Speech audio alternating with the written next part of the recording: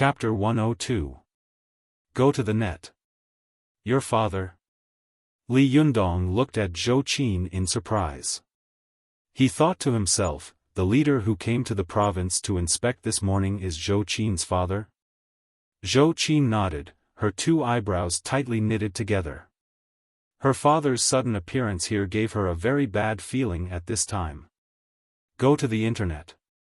7 KOM. Rainbow Carrot Literature % Super #speed. On the podium, Zhou Qin's father glanced at the students under the podium with a dignified gaze. The vice principal accompanying him said to the students in the classroom with a smile, "Students, it is an honor for Vice Governor Zhou to come to our school and work. Please applaud and welcome him." Clap, clap, clap. There was immediately a burst of applause in the classroom. The students all looked at the medium-sized middle-aged man in a gray Chinese tunic suit with inexplicable awe. Zhou Qin's father glanced at Zhou Qin and nodded silently. The nod was so small that only Zhou Qin could feel it. When his gaze swept past Zhou Qin and fell on Li Yundong, he frowned secretly and looked at Li Yundong meaningfully. Zhou Qin saw the slight change in her father's expression and was shocked. She glanced at Li Yundong unconsciously. What did young master he say when he went back yesterday? He didn't come for Li Yundong, did he? Li Yundong saw Zhou Qin's unnatural expression and asked, "What's wrong with you?" Zhou Qin forced a smile. Nothing. When Zhou Qin's father finished speaking on the stage, the crowd applauded again and sent the vice governor away. When Vice Governor Zhou left, except for Li Yundong, Su Chan, and the others, no one knew that the vice governor was the father of their classmate, Zhou Qin. After school, Zhou Qin, who was in a heavy mood, didn't have time to say hello to Li Yundong.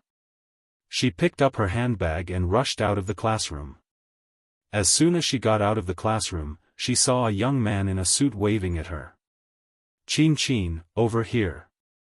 Zhou Qin walked over and said politely, "Secretary Liu, where's my father?" Secretary Liu pointed at an inconspicuous Audi 6 parked opposite the school gate. "He's waiting for you there." Zhou Qin nodded, walked to the Audi at the school gate, opened the door, and got in. As soon as she got in the car, she said with vigilance and sarcasm, "Oh, Vice Governor Zhou Kachang, why are you here today?" Zhou Kachang smiled bitterly. Qin, we are father and daughter, not enemies. You don't have to treat me like this, do you?" Zhou Qin sat in the back seat, far away from her father. She crossed her arms over her chest and said straightforwardly, "Tell me, why are you here?" "Young master," he cried to his father. Zhou Kachang looked at his beautiful daughter with bright eyes. He had always been proud of having such a beautiful daughter, but as she grew older, her beauty became more and more amazing, and this pride slowly became a terrible burden. Many young masters in the system were peeping at her beauty and beauty. Young master he was definitely not the first, and definitely not the last. However, after comparing them, Zhou Kachang felt that young master he was the more promising one among these hedonistic sons. Moreover, with young master he's family background, the marriage between the two families would definitely bring him and his family to a whole new level. Go to the internet. 7 KOM. Literature. As for young master he's bad habits of eating, drinking, whoring, and gambling, Zhou Kachang didn't care at all. In his opinion, which man didn't have some of these habits? He could slowly change after getting married in the future. After Zhou Qin learned that she was going to be engaged to young master she didn't show much enthusiasm at first. She was still as cold as an iceberg, but recently, Zhou Kachang found that Zhou Qin's resistance was becoming more and more obvious and strong. She even scolded young master in public and said that she would rather die than marry. These words made Zhou Kachang feel as if he was sitting on pins and needles. Therefore, the next day, he found an excuse to come down and see what his daughter was up to. More importantly, he wanted to see what the boy who made his obedient daughter so rebellious was like. Alas! Zhou Keqiang looked at Zhou Qin carefully for a while, then shook his head and sighed. You look so stubborn like your mother. Zhou Qin smiled coldly. You still remember what she looked like? It's really surprising. I thought you had forgotten what she looked like after she died 10 years ago. Zhou Keqiang suddenly became angry. Don't talk to me in that tone. Vice-Governor Zhou had been in a high position for a long time, so when he was angry, he naturally had a terrifying momentum. However, Zhou Qin's expression didn't change. She sneered and said, Then what tone should I use to talk to you? Should I use the flattering tone of your subordinates to talk to you? Sorry, I can't learn it. I just scolded young Master He a few times, and you came here from the provincial capital. On my birthday, you didn't come back until everyone had left. Young Master He is just an outsider, and I am your daughter, but you treat him like this. What do you want me to think? What tone do you want me to use to talk to you? Say it yourself. Zhou Keqiang opened his mouth and wanted to say something, but he found that he was speechless. He breathed heavily and took out a cigarette from his pocket. He wanted to smoke, but he heard Zhou Qin say coldly, If you want to smoke, go out, or I can go out. Zhou Keqiang's hand that was lighting the cigarette froze. He glared at his daughter fiercely. After a long time, he suppressed his anger and roared in a low voice, What do you want? What's wrong with you? Zhou Qin said lightly, I'm not evil. You're the one who's evil. You've lost your mind. Zhou Keqiang said angrily, Then why did you change so much? Why did you acquiesce before? Zhou Qin said coldly, I didn't understand before, but now I do. I want to pursue the life I want. Zhou Keqiang laughed angrily. Is it because of that Li Yundong? Zhou Qin frowned even more. She snorted coldly and said, It's not his fault. Don't look for him. Zhou Keqiang snorted heavily and said angrily, I always thought you were very smart, sensible, and mature. Now it seems that you are really stupid. If a woman like you doesn't have a strong background, anyone who marries you will be killed and exterminated. Have you read so many history books since you were a child for nothing? Zhou Qin laughed out loud and said, Don't try to scare me with that. I'm not a child anymore. I'll say it for the last time. I will never marry young Master He. If you want to marry him yourself. As she said this, she pushed open the car door and was about to get out. Go to the internet. Color. Super_speed. Go to the internet. New. Zhou Keqiang was furious. Don't forget what your surname is, and don't forget where your luxurious life came from. Since you've enjoyed all this, you have the obligation to pay for it. Zhou Qin stopped, turned her head, and looked at her father with a cold, gray gaze. Well, the truth is finally out. In your eyes, I'm just an object with value, just like a pot of flowers and plants. You've cultivated me since I was a child, and when I grow up, you naturally have to sell me for a good price. Zhou Keqiang, you said it so well. However, I also have something to tell you. I can give up this surname, and I can give up everything. Zhou Qin's eyes showed a resolute look. You are my father. You should know what kind of person I am. So, don't force me. Zhou Keqiang was so angry that he almost went crazy. He had never been bullied by his daughter like this.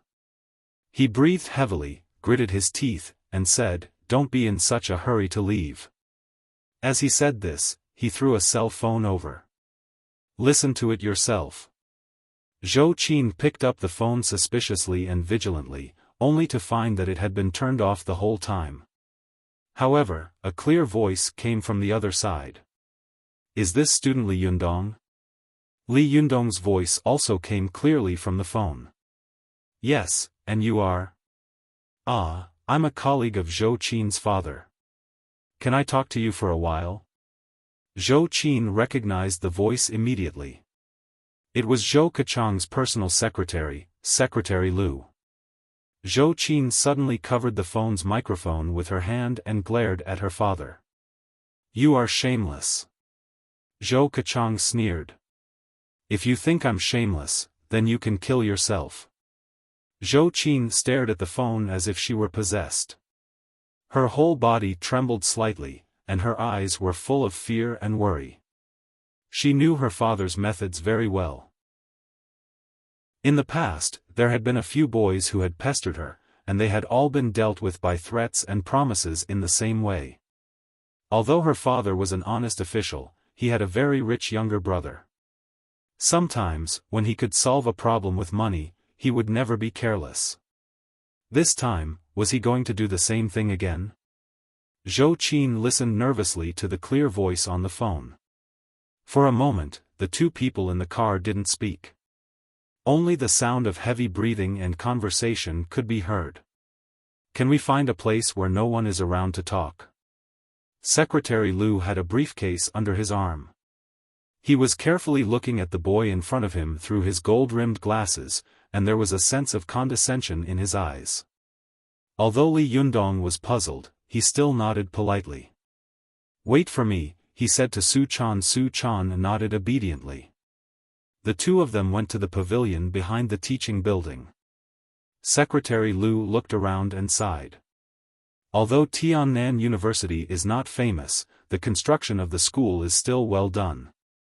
Li Yundong didn't know the purpose of his visit, so he closed his mouth and didn't answer. Secretary Lu smiled and sat down beside the stone table. "Are you familiar with Zhou Qin?" he asked. Li Yundong frowned secretly and nodded. "Not bad." Secretary Lu looked left and right at the scenery and said in a casual tone, "The scenery here is very good. I really miss my university life." Li Yundong frowned and said, "What do you want from me? Please tell me directly. I still have something to do." Secretary Lu looked at Li Yundong carefully and sighed. Young people nowadays are really impatient. Li Yundong saw that the secretary was not being polite, so he replied bluntly, "That's because I don't have as much time as you do to squander it." Secretary Lu was stunned, as if he was not used to an ordinary student talking to him like this. He was unhappy in his heart. "Well, since you want to get straight to the point, then I'll get straight to the point," he said. He took out a stack of checkbooks and a pen from his bag, looked at Li Yundong, and said, "How much do you want to leave Zhou Qin?" Li Yundong laughed and said, "What are you talking about? What do you mean by leave her? I've never been with her." Secretary Lu didn't seem to believe his words at all. He just stared at Li Yundong and said, 100,000? Li Yundong was angry in his heart. He said coldly, "If you want to bribe me with money, I think you found the wrong person." Li Yundong knew that he had nothing to do with Zhou Qin at all. At best, they were just ordinary friends. Although this girl was beautiful, he already had Su Chan. He was satisfied and didn't want to find another woman. Therefore, he asked himself if he had found the wrong person to bribe this kind of person. However, Secretary Lu misunderstood. He thought that Li Yundong was using this sentence to express his contempt and disdain. Secretary Lu smiled and didn't get angry because of this sentence. In his opinion, everything in the world had a price, including this so-called love. There had never been a loyal woman in the world. It only depended on whether she was lured enough. There had never been a loyal man in the world. It only depended on whether there was enough bargaining chips for betrayal. Secretary Lu said lightly, 200,000. Li Yundong was angry. He snorted disdainfully and said, "Boring." Then he was about to leave. Secretary Lu looked at his back and shouted, 1 million. At this moment, Li Yundong's back suddenly stopped. Secretary Lu crossed his legs and looked at Li Yundong's back leisurely, with a smug smile at the corner of his mouth. There was a dead silence in the pavilion. In the car, Zhou Qin looked at the silent phone and trembled unconsciously. She was nervous, she was scared.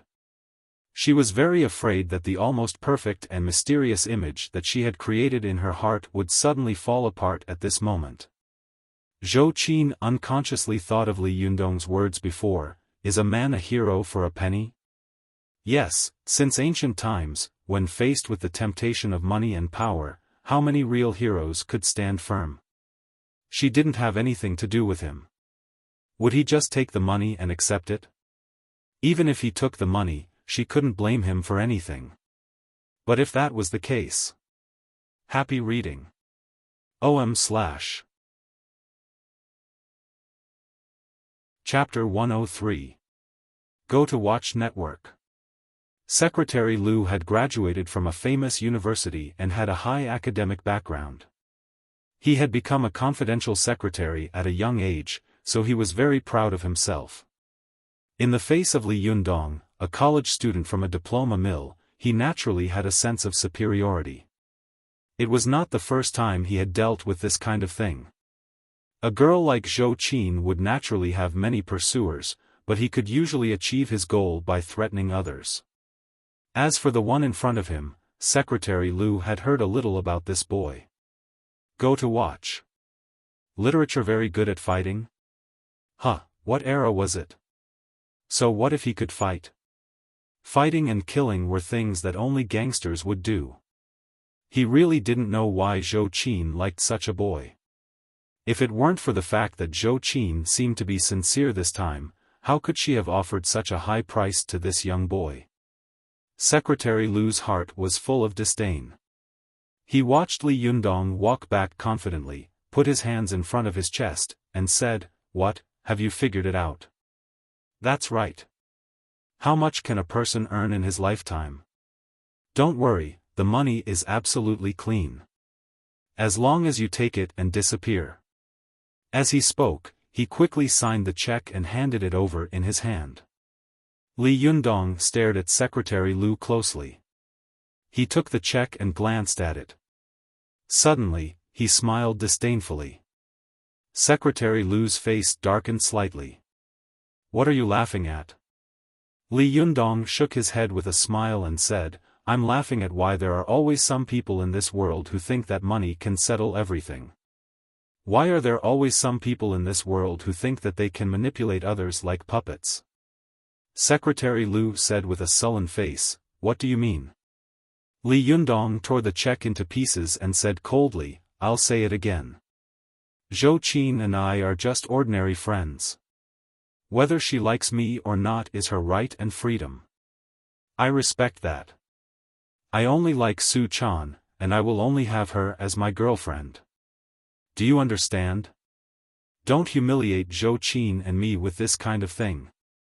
Secretary Liu stared at Li Yundong for a long time and suddenly smiled.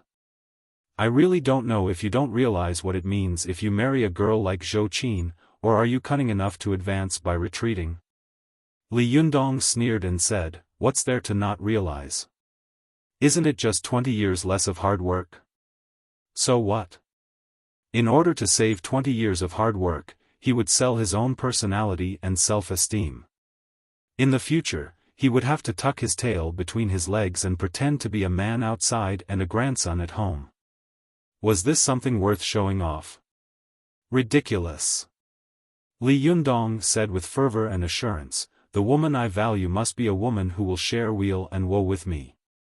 She never abandoned me when I was at my lowest, so I will never abandon her for a moment." When he said the last two sentences, he thought of Su Chan, who he had been with day and night, and couldn't help but soften his gaze and tone. Watch net. Rainbow ** literature _learning %super #speed. Update. Secretary Liu was silent for a while, then said lightly, "It seems that you are a romantic." Li Yundong said, "It's not love. I just want to prove that her choice was right." Secretary Liu suddenly felt a little confused. What kind of person was this boy in front of him?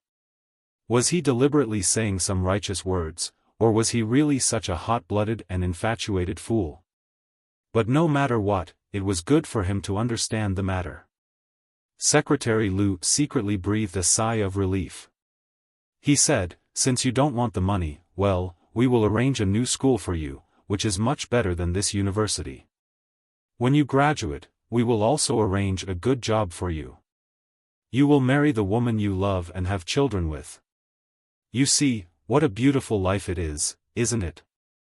Well, tell me, when do you want to leave, so I can arrange it?" Li Yundong looked at him and asked, "That's strange. When did I agree to leave this place?" Secretary Lu choked for a moment. His face turned red and he said, "Didn't you already promise not to contact Zhou Qin? You leaving her life is the best way." Li Yundong laughed loudly. "Ridiculous, it's really ridiculous. You can't do anything to Zhou Qin, but you want me to give in. I'll stay here and I won't go anywhere. No one can control my life. Do you understand?" Secretary Lu was furious. "Are you refusing a toast only to be forced to drink a forfeit?"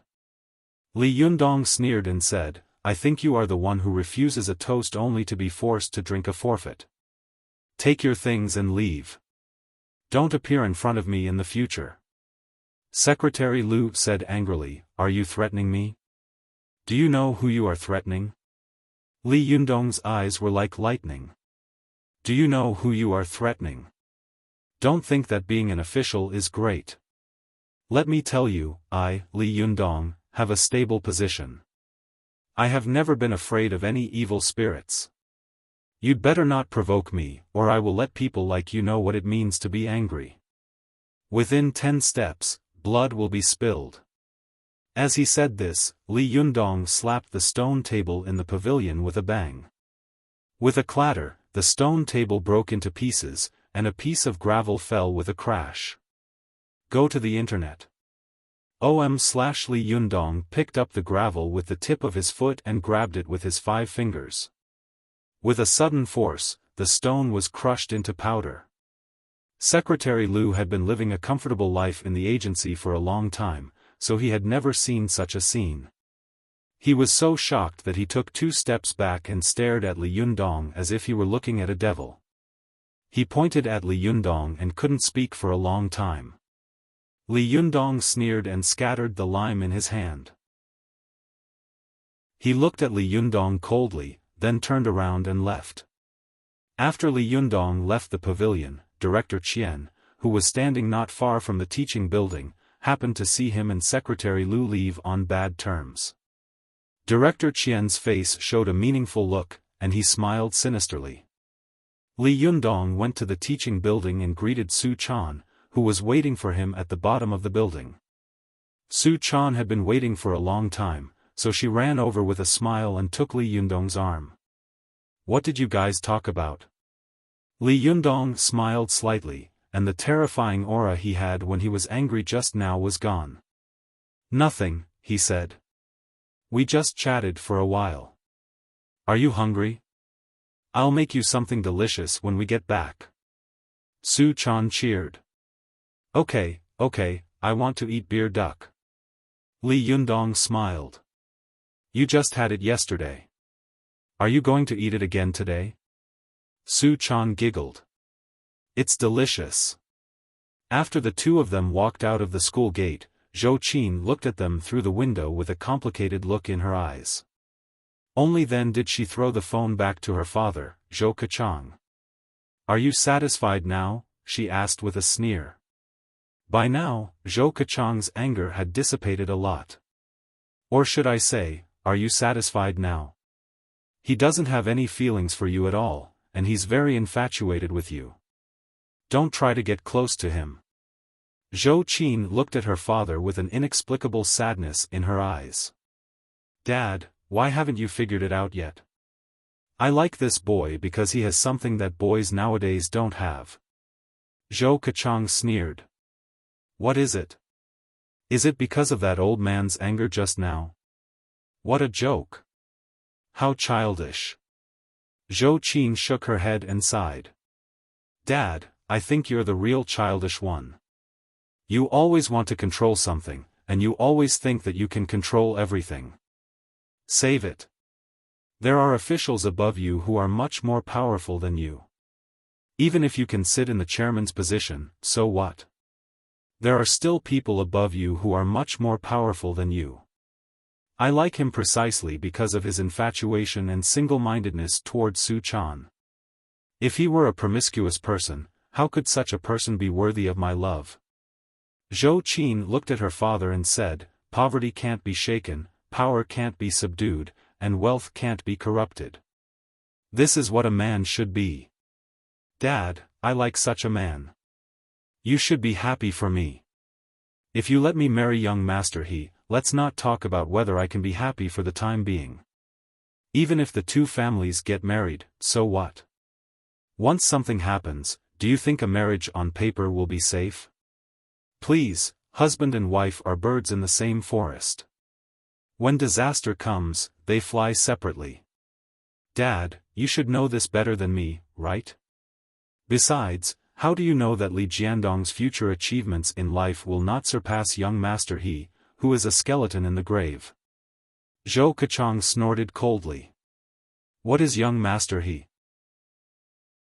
What is he? Is this guy willing to enter the system? Even if he is willing, with his temper, he will be played to death in less than a year.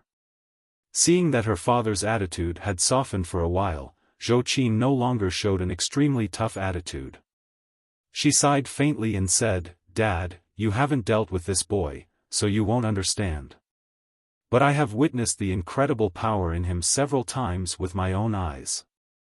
Therefore, I firmly believe that there is a kind of power in this world that can surpass secular power and money. Zhou Keqiang was silent. He sucked hard on the cigarette in his mouth. Both father and daughter were silent for a moment. After a while, Zhou Qin opened the door and said, if there's nothing else, I'll go first. Zhou Keqiang said in a deep voice, don't you think it will be very tiring for you to interfere in other people's affairs like this? Zhou Qin turned around and said, this is my choice, not a choice forced on me by others. No matter how hard and tiring it is, I will gladly endure it. With that, she slammed the car door shut and left without looking back. After Zhou Qinli left for a long time, the door suddenly opened and Secretary Lu got in. The two men looked at each other in the car. Their faces were dark and they were silent. Zhou Keqiang threw the cigarette to him and said, smoke it yourself. After lighting the cigarette, Secretary Lu took a deep breath and then let out a long breath, as if he was venting something in his heart. Zhou Keqiang looked at him. After a while, he suddenly smiled and said, how does it feel to be threatened? Secretary Lu shivered and shook his head with lingering fear. It's horrible. Zhou Keqiang was a little surprised. Oh? How does it feel? Can you describe it? Secretary Lu laughed self-deprecatingly. It's a feeling that my life is in the palm of someone else's hand. As he spoke, Secretary Lu moved a little closer to Zhou Keqiang. He leaned his head over and lowered his voice, saying, this guy smashed a stone table with ease just now, and then he crushed a stone right in front of me. Leader, I won't hide it from you. Damn it, I was so scared just now that I was about to pee. The look in that guy's eyes was too scary. Don't let me meet him again in the future. I'm afraid of having nightmares. Zhou Keqiang was stunned. Is it really that bad? Secretary Lu sighed. Yeah, that's a real bluestone table. It's not made of flour. How can my head be harder than this table? This guy is right. We are wearing shoes, but he is barefoot. Zhou Keqiang stopped talking. He lowered his head and kept smoking, so that the smoke in the car lingered. If that's the case, then things can't be solved so rashly. Well, let's put this matter aside for a while and see how it goes. With that, he raised his head and let out a long sigh. Poverty can't be changed, power can't be subdued, and wealth can't be corrupted. Hey, is there really such a person in this world? Happy reading. OM/.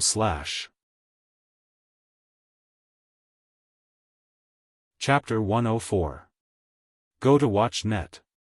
Back at home, Su Chan noticed that although Li Yundong had been talking and laughing with her, there was always a hint of melancholy between his brows.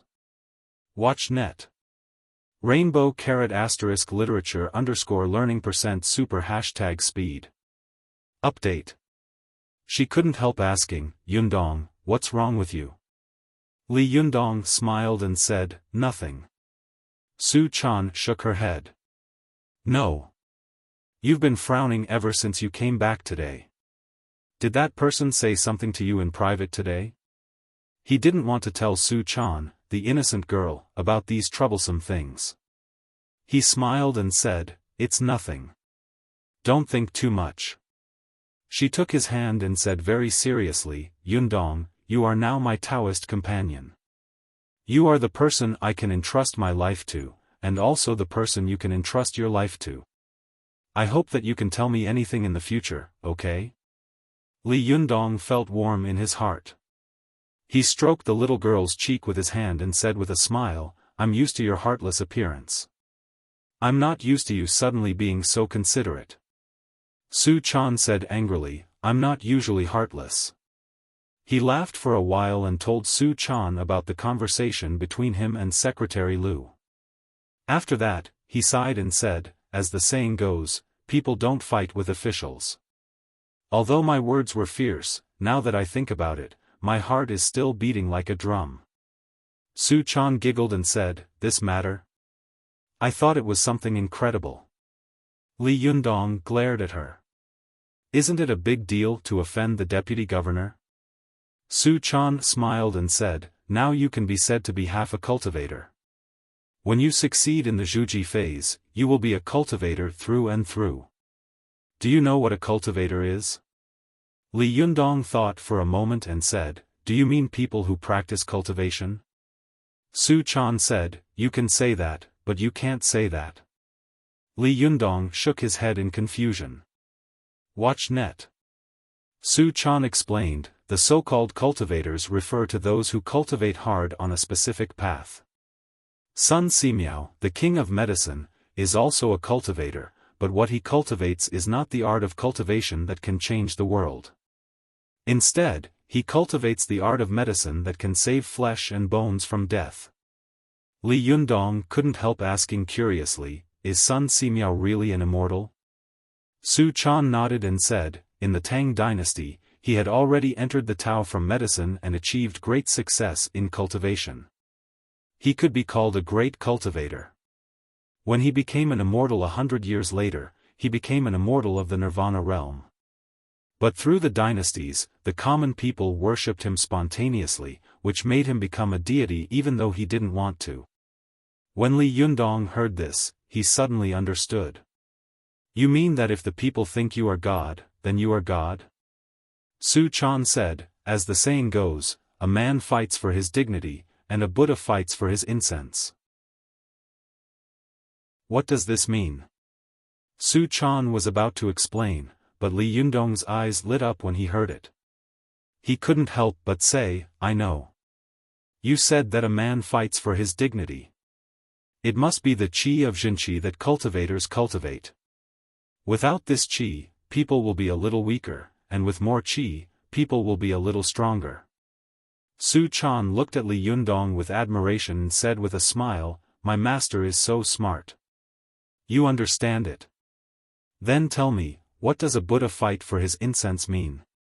Li Yundong said with a smile, it means that a Buddha has to fight for the incense of the common people.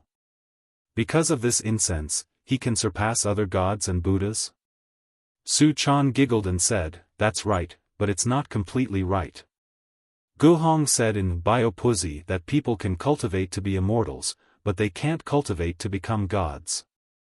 Only when a large number of secular mortals spontaneously worship and believe in you can you become a god. That's why Buddhas have to compete for a pillar of incense offerings from mortals. Only then can they obtain greater power and status. Li Yundong suddenly seemed to understand something, but he also felt that there was a layer of vaguely separating him. He could see it, but he couldn't touch it. Yundong, do you want to become an immortal cultivator? Su Chan stopped smiling and looked at him. Li Yundong nodded. Of course. Why do you want to cultivate? Su Chan asked seriously.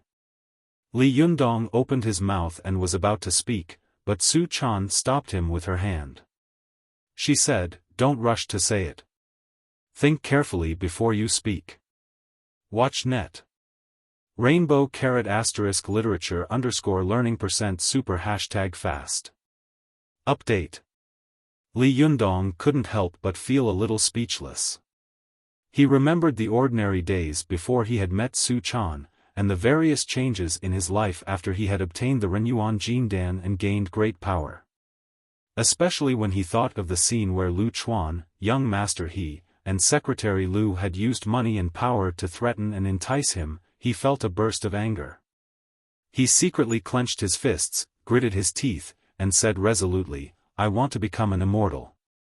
Because I want to become stronger. Immortals have no seeds, but mortals can cultivate." This was an inspirational sentence shouted by Gu Hong in the history of China, which was even more shocking than Chen Sheng and Wu Guang's. Among the immortals in China, which one had not become an immortal from an ordinary mortal? The Jade Emperor used to be a poor philanthropist, Zhang Bairen. Goddess Mazu was a small fisherman in the village. Lu Dongbin used to be just a scholar. Zhao Gongming, the god of wealth, used to be just a villager in the mountains of the Qin dynasty. Since they could become immortals, why couldn't he? If he could become a god or an immortal, how could these clowns have the chance to ride on his neck? Li Yundong's chest was surging, and the qi all over his body sensed his will, surging like a torrent. Seeing Li Yundong's appearance, Su Chan nodded in her heart. She asked again, "There are thousands of Tao in this world. Where do you want to enter the Tao?" Li Yundong sat up straight and asked, "What are the Tao?" Su Chan smiled. She counted with her fingers and said, "If you do anything to the extreme, you can enter the Tao." Sun Simiao cultivated the Tao of medicine to the extreme, so he entered the Tao. Sun Lutang, the tiger-head Xiaobao, cultivated the Tao to the extreme, so he also entered the Tao. Li Yundong thought for a moment and said, "Would like to cultivate the strongest one." Su Chan's face suddenly became solemn, shocked and horrified. She said, "You want to cultivate the Shenshao Taoism?" Li Yundong asked in confusion, "What is the Shenshao Taoism?" Su Chan said, "In the upper-level Sutra of Limitless Spirit Treasures, it says that there are 9 heavens in the sky, and Shenshao is the highest. Shenshao is called the supreme of 9 heavens, and it is the highest immortal realm where the gods in the world live. Therefore, the Shenshao Taoism refers to the 9 heavens' divine skills." Li Yundong became more and more confused. What is the 9 heavens' divine skills? Su Chan didn't answer. Instead, she asked, "There is no Taoism in the world. The 5 elements of gold, wood, water, fire, and earth are the most common. In addition, they use the power of the way of heaven to call the wind and rain. The former is the 5 elements of gold, wood, water, fire, and earth. Even people who don't know Taoism can use them. But for people who don't cultivate, although they can't directly drive the power of wind and rain, they can also use the power of the wind and rain by observing the weather. But think about it. Is there anything in this world that can't be used or predicted by people who haven't cultivated before?" Su Chan asked. "But think about it." Li Yundong thought carefully for a while, but he couldn't figure it out. Su Chan was not in a hurry to tell him the answer. She just looked at him silently and let herself think. While Li Yundong was puzzled, his eyes unconsciously swept to the sky outside the balcony. He saw dark clouds piling up in the sky. It was obvious that tomorrow would be rainy. Li Yundong's heart skipped a beat. He suddenly widened his eyes and blurted out, "Thunder, it's thunder." Su Chan clapped her hands and said loudly, "That's right. The only thing in this world that can't be used by people is thunder. Because thunder is the 9 heavens' divine skill, it is the power of heaven. Its divine power is so mighty that not only mortals are afraid of it, but also cultivators can't bear it. That's why there is the thunder punishment. The Shunshao Taoism refers to the five thunders righteous method. Li Yundong thought excitedly, indeed. Now that technology has reached such a level, people can use wind power, water power, and solar power to generate electricity, but they have never used thunder to generate electricity. When thunder falls from the sky, people are afraid of being struck by thunder, so they add lightning rods to avoid the power of heaven. Why was this the case even though the modern world's technology had advanced to such a level? Because the power of thunder is the power of heaven, and the power of heaven is unpredictable. When people say that a person is full of evil and deserves to die, they don't say that he will be burned to death or drowned in fire. Instead, they say that God has opened his eyes and will strike him with thunder. From this, it can be seen that heavenly thunder represents the supreme power of heaven. It is indeed the strongest Taoism in the world. Su Chan widened her eyes and looked at Li Yundong seriously. The five thunders righteous method is the supreme Taoism in the world. It not only requires cultivators to be able to cultivate both Niden and external alchemy, but also requires people to be able to be one with heaven and man. Once you have formed Niden and have the assistance of external alchemy, you can sense heaven and earth with your human spirit. With a flip of your palm, you can summon wind, clouds, thunder, and rain. Under the five thunders, even a zenith heaven golden immortal will be destroyed. There is no one stronger than this Taoism. Li Yundong's eyes showed a look of excitement and fanaticism when he heard this, and his breathing involuntarily quickened. After Su Chan finished speaking, she said with a serious and vigilant face, although the Shunshao Taoism is powerful, it is also extremely difficult to cultivate. Since ancient times, there have been many people who have cultivated the Shunshao Taoism, but only a few have succeeded. The most important thing is that it is extremely dangerous to practice the thunder summoning technique. If you are not careful, the heavenly thunder will lose control and hurt the caster. Once you are struck by the heavenly thunder, your soul will be destroyed and you will be doomed eternally. Even the gods can't save you. Do you understand? Li Yundong couldn't help but look solemn. I understand. Su Chan asked repeatedly, do you really want to learn the strongest and most difficult Taoism in the world? Li Yundong said resolutely, of course. Su Chan asked again, it is very likely that you will be doomed eternally if you learn this Taoism.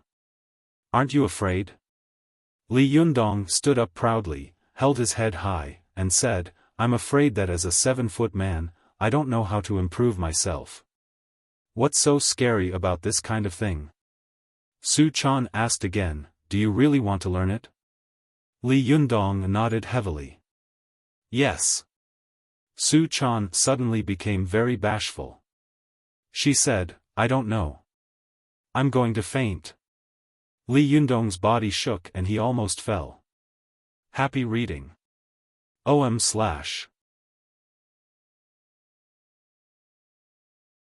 Chapter 105. Go to Watch Network. Li Yundong stared at Su Chan, not knowing whether to laugh or cry. If you don't know how to do it, then why did you try to trick me? Is it fun? Su Chan pouted. Are you an idiot? How could I possibly know such a difficult Taoist magic? Li Yundong was so angry that he burst out laughing. He grabbed Su Chan's arm and began to chuckle. Girl, how dare you trick me? You must be tired of living. Su Chan giggled and wiggled her body in Li Yundong's arms. No way. I don't know how to do it, but I know who does. Li Yundong loosened his grip. If you try to trick me again, I'll pull off your pants and spank you. Su Chan pressed Li Yundong's hand down with one hand and pressed her skirt with the other. She giggled. No, no. I'll tell my master and ask her to hit you with the five thunders righteous magic. Li Yundong was stunned. Your master knows the Five Thunders' righteous magic. Su Chan smiled proudly. Yeah, she's amazing. She's known as our fox, as a genius that only appears once in 100 years. There's almost no Taoist magic in the world that she doesn't know. Li Yundong was so shocked that he didn't notice that Su Chan had almost let slip a few words. Is your master that powerful? Do you want her to teach me? Su Chan held Li Yundong's arm and squeezed him with her voluptuous body. Yes, yes, she said with a smile. From now on, you're my shitty. Hee, I'm your shitty. Li Yundong's face darkened. He pretended to be angry and said, No, no, no. Our seniority has dropped by 2 levels. Absolutely not. I should be your shitty, and you should be my little shitty. Su Chan giggled. That's not true. I joined the sect much earlier than you. You're my little shitty. Li Yundong watched as the girl breathed in front of him smelled like orchids. At a glance, her snow-white breasts pressed against his arms. The 2 pink lumps were squeezed out of shape, and the deep milky white ravine made Li Yundong feel hot all over for a moment. Go to see. He smiled mischievously and put his arm around the little lass's waist. His mouth moved to her rosy and plump lips and kissed them hard. Then he bit the little lass's lips and giggled, Who's your little junior brother? I'm not small at all. Watch net. 7 KOM. As he spoke, he pushed his hot and hard thing against the little girl. Su Chan felt the heat and hardness of Li Yundong's thing, and her body softened. Her eyes were full of charm. At first, she was a little frightened and dodged the incomparably hard thing, but soon she softly stuck to it. The little girl raised her head and said, Sir, you can't do it now. Wait until you reach the Zhuji phase, okay? Li Yundong suppressed his desire and pretended to be displeased. Why do we have to wait for the Zhuji phase? Su Chan's voice was so sweet and soft that it could melt a man of iron into water. Only by successfully building your foundation can the Sanhua spiritual qi in your body be stable, and it won't be easily taken away. What if? Su Chan suddenly said shyly, if you have sex with me now, you will be drained to death because your qian qi is not strong enough. Li Yundong dragged out his voice and said, Oh, I see. So you're a little girl who eats people up without spitting out the bones. Oh, I see. Li Yundong's words were unintentional, but the little fox was listening attentively. Su Chan's face paled and she lowered her head. Her heart was pounding. Did he find out who I am? Li Yundong saw that Su Chan had buried her head in his chest. He thought that she was shy. How could he know what she was thinking? Li Yundong saw that although the little girl had buried her beautiful face in his arms, her waist was slender and her buttocks were plump, and her figure was graceful.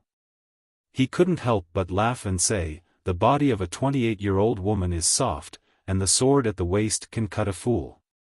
You don't see the head, but you secretly make your bones dry. As a student of the Chinese language department, Li Yundong often skipped classes, but he still remembered the warning poem from Jean Ping Mei. It was appropriate to recite it at this time. After he finished reciting it, he chuckled at Su Chan and lifted her chin with his finger. Su Chan looked at Li Yundong with a pair of pitiful eyes. She looked so uneasy that even a Taoist sage would have a mental breakdown, and a gentleman like Lu Xiaohui would have gone crazy. Go to the internet. 7 KOM. Li Yundong couldn't help but sigh. Girl, you're so beautiful. Even if I die and my bones dry up for you, I'm willing. Su Chan jumped out of Li Yundong's arms and shook her hands. No, no, no. I can't do that. I can't hurt you. If I do that, even if you have Jingdan Qi, you'll still die because your blood essence will be exhausted. She said in a panic, but she saw that Li Yundong was staring at her quietly. Su Chan was shocked. She slowly walked over to Li Yundong and gently knelt down. She took Li Yundong's arm with both hands and begged softly, "Yundong, listen to me and succeed in the Zhuji phase first, okay?" As she said this, Su Chan suddenly looked shy. "When you succeed in the Zhuji phase, you can do whatever you want, okay?" Li Yundong's heart skipped a beat. His face relaxed and he couldn't help laughing. He pinched Su Chan's cheek with his hand and said, "Really? I can do whatever I want?" Su Chan was so shy that her face turned red. She bit her lip and nodded with her eyes sparkling. "Yes." Li Yundong waved his hand and said in a dignified manner, "Okay, then I'll build the dam foundation. Before I reach the Zhuji phase, I won't touch a finger of yours." After that, he turned to look at Su Chan, put his palms together, and said, "Amitba, why are you so close to me, benefactress? Don't you know that men and women should not touch each other? What if I get lost and can't get back?" Su Chan said with a serious face, "Although the body is still alive, the soul is not. It has no sense of smell, hearing, taste, touch, or perception." Li Yundong was shocked. "Doesn't that mean I will become a vegetable?" Su Chan said seriously, "Cultivation is difficult. It is as difficult as ascending to heaven. The way of heaven is to take away the surplus and make up for the deficiency. We are born to be constantly aging, and no one can resist this process. But cultivation is going against the will of heaven. Naturally, you will encounter all kinds of horrible things in the process of cultivation. Although you have the help of Renyuan Jindan, your cultivation can be said to be reaching heaven in one step.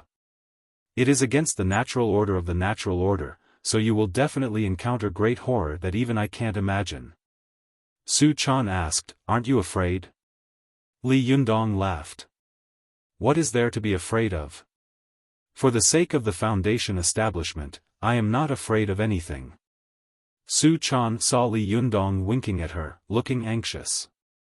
She couldn't help but laugh and spit. "Bah, just now you vowed that you will only cultivate to become stronger. Now, in the blink of an eye, you have become a cultivator for the sake of sex. You are such a loser." Li Yundong said with a serious face, "Of course. Confucius said, food and sex are human nature." Su Chan laughed and scratched her cheek with her hand. "Don't be shy. That's what Gaozi said." Li Yundong laughed dryly. "Who cares who said it? Anyway, the sage told us that there are only two things in life, eat and pick up girls." Su Chan laughed and scolded him. "If the sage knew that you misunderstood him like this, he would probably die of anger." Li Yundong laughed and waved his hand. "You asked me why I want to cultivate to become stronger? I said I want to become stronger. Now, I want to add one more thing. Why do people want to cultivate to become immortals? The reason is very simple. They want to be sober, holding a killing sword, and drunk on the knees of beautiful women. Alright, I am going to meditate and cultivate. Little girl, protect me from the side." Su Chan replied coquettishly, "Okay, my lord. I hope you succeed in the foundation establishment phase soon. Then we can get married and travel the world." Hearing this, Li Yundong couldn't help but think of the beautiful days when he took Su Chan to travel the rivers and mountains of the motherland. For a moment, he couldn't help but look forward to it. He glanced at Su Chan, and their eyes met. They both smiled sweetly. The depression and unhappiness that had been caused by the secular world had long flown beyond the clouds. Happy reading. OM/.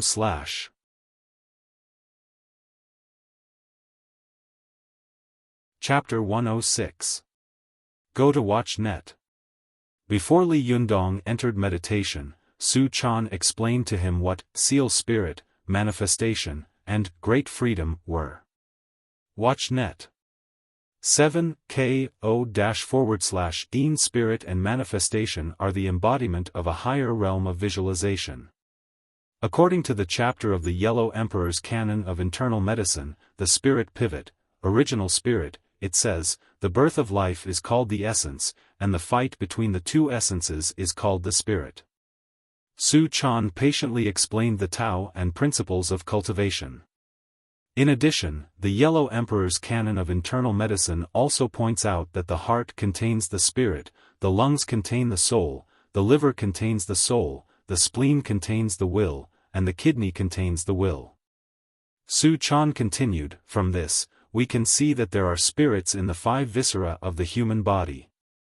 When people cultivate, they constantly train the aura of their internal organs. Once they reach a certain level, the aura of their internal organs will continue to grow, and the gods will slowly begin to reveal their unique appearance. Cultivators believe that since everyone's internal organs have a god spirit, then this person also has a god spirit. This kind of God spirit does not refer to a person's soul, but the spirit of this person as a whole. Cultivators can visualize the appearance of their own gods when they are meditating. This is the seal spirit. But at the beginning, this kind of visualization must be very vague. Only through continuous cultivation can it slowly become a specific shape. This is the manifestation. After completing this level of visualization, people will have their own God spirit. Cultivators can judge the results of their cultivation based on the God spirit conjured by their own seal spirit, and then constantly adjust their cultivation direction. As Su Chan spoke, she licked her lips with her tongue. Li Yundong, who was listening attentively, quickly poured her a glass of water. Su Chan took a sip of water and continued, for example, some people's liver qi is more vigorous, so the gods that appear tend to be green, because the liver qi is green. Li Yundong couldn't help but say, if some people have a strong heart, the gods that appear tend to be red? Is it because the heart qi is red? Su Chan nodded and praised, yes, exactly. Now that you understand this principle, you can begin to meditate. I'll protect you from the side. Li Yundong was eager to give it a try.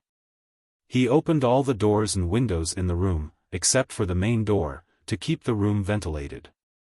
Li Yundong closed his eyes, and his breathing gradually became steady and long. His mind was empty, and the qi in the Ren meridian and the governing meridian in his body began to flow spontaneously to carry out the minor circulation. After the qi had passed through the Magpie Bridge and returned to the Huiyin acupoint, it began to flow to the other 8 extraordinary meridians in his body, and began to carry out the great circulation. Watch net. After the small Zhou-Tian and the great Zhou-Tian had gone through 36 cycles, the qi of the 5 internal organs in his body began to boil. The qi of the 5 internal organs, which were green, white, red, black, and yellow, began to slowly gather on the top of his head. Su Chan, who was watching from the side, saw a colorful aura rising from the Baihui acupoint on Li Yundong's head. The aura swirled and gathered at the top of Li Yundong's head without dissipating. Su Chan knew that this was the manifestation of the 3 flowers at one's prominence and the 5 qis collecting in mind.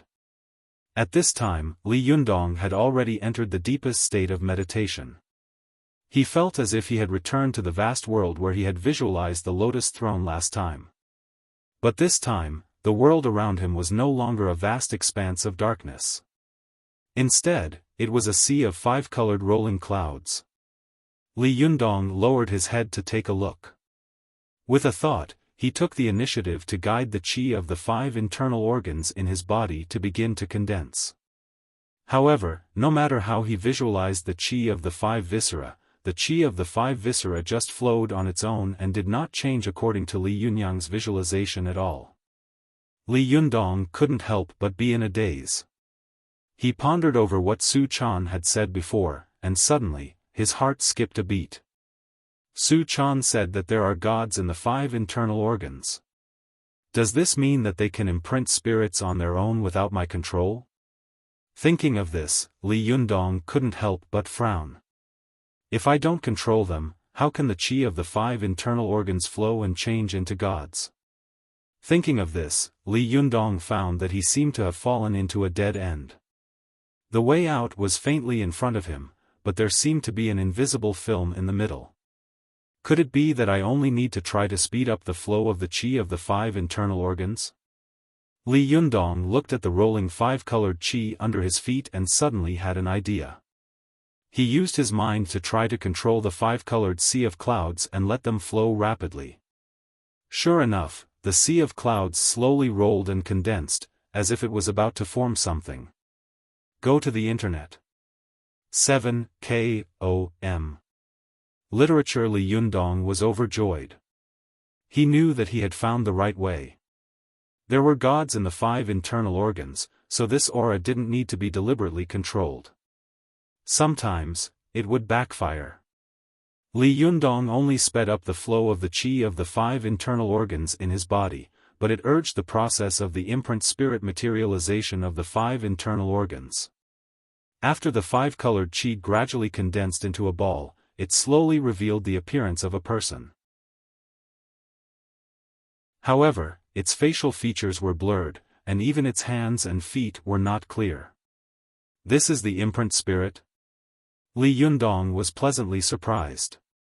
He continued to control the flow of the 5-colored qi, trying to make the human figure a little clearer. Li Yundong didn't know that it was already amazing for ordinary cultivators to have a shape when they first carried out the imprint spirit. However, after the transformation of Renyuan Jindan, not only was the aura in his body huge, but the qi of the 5 internal organs was also extremely strong. Therefore, after the imprint spirit, he quickly broke through to the materialization level. As Li Yundong visualized, the flowing 5-colored qi gradually condensed and mixed together, turning into a colorless qi. The blurry human figure also slowly froze at this time. Li Yundong was surprised to find that in front of him, the qi slowly turned into a tall and sturdy human figure. This person had 3 heads and 6 arms. One head had angry eyes, and there was a vertical pupil flowing with 5-colored divine light in the center of his forehead. It was radiant and oppressive. One head was cold and arrogant, and its eyes were slightly closed. Its expression was arrogant and insufferably arrogant. The other head was full of smiles, charmingly naive and approachable, making people feel close to it at first glance. Li Yundong carefully looked at the expressions of the 3 heads and found that the 3 heads of this person were vaguely similar to his own. Is this the god in my body? Li Yundong was shocked, and his eyes fell on the 6 arms of the god. He saw that the 6 arms were holding different weapons in different postures. One of the arms that corresponded to the head with vertical pupils was holding a black iron fan. There was a bloody red light around the iron fan, and outside the red light, there were many golden Buddhist runes constantly rotating around the treasured fan.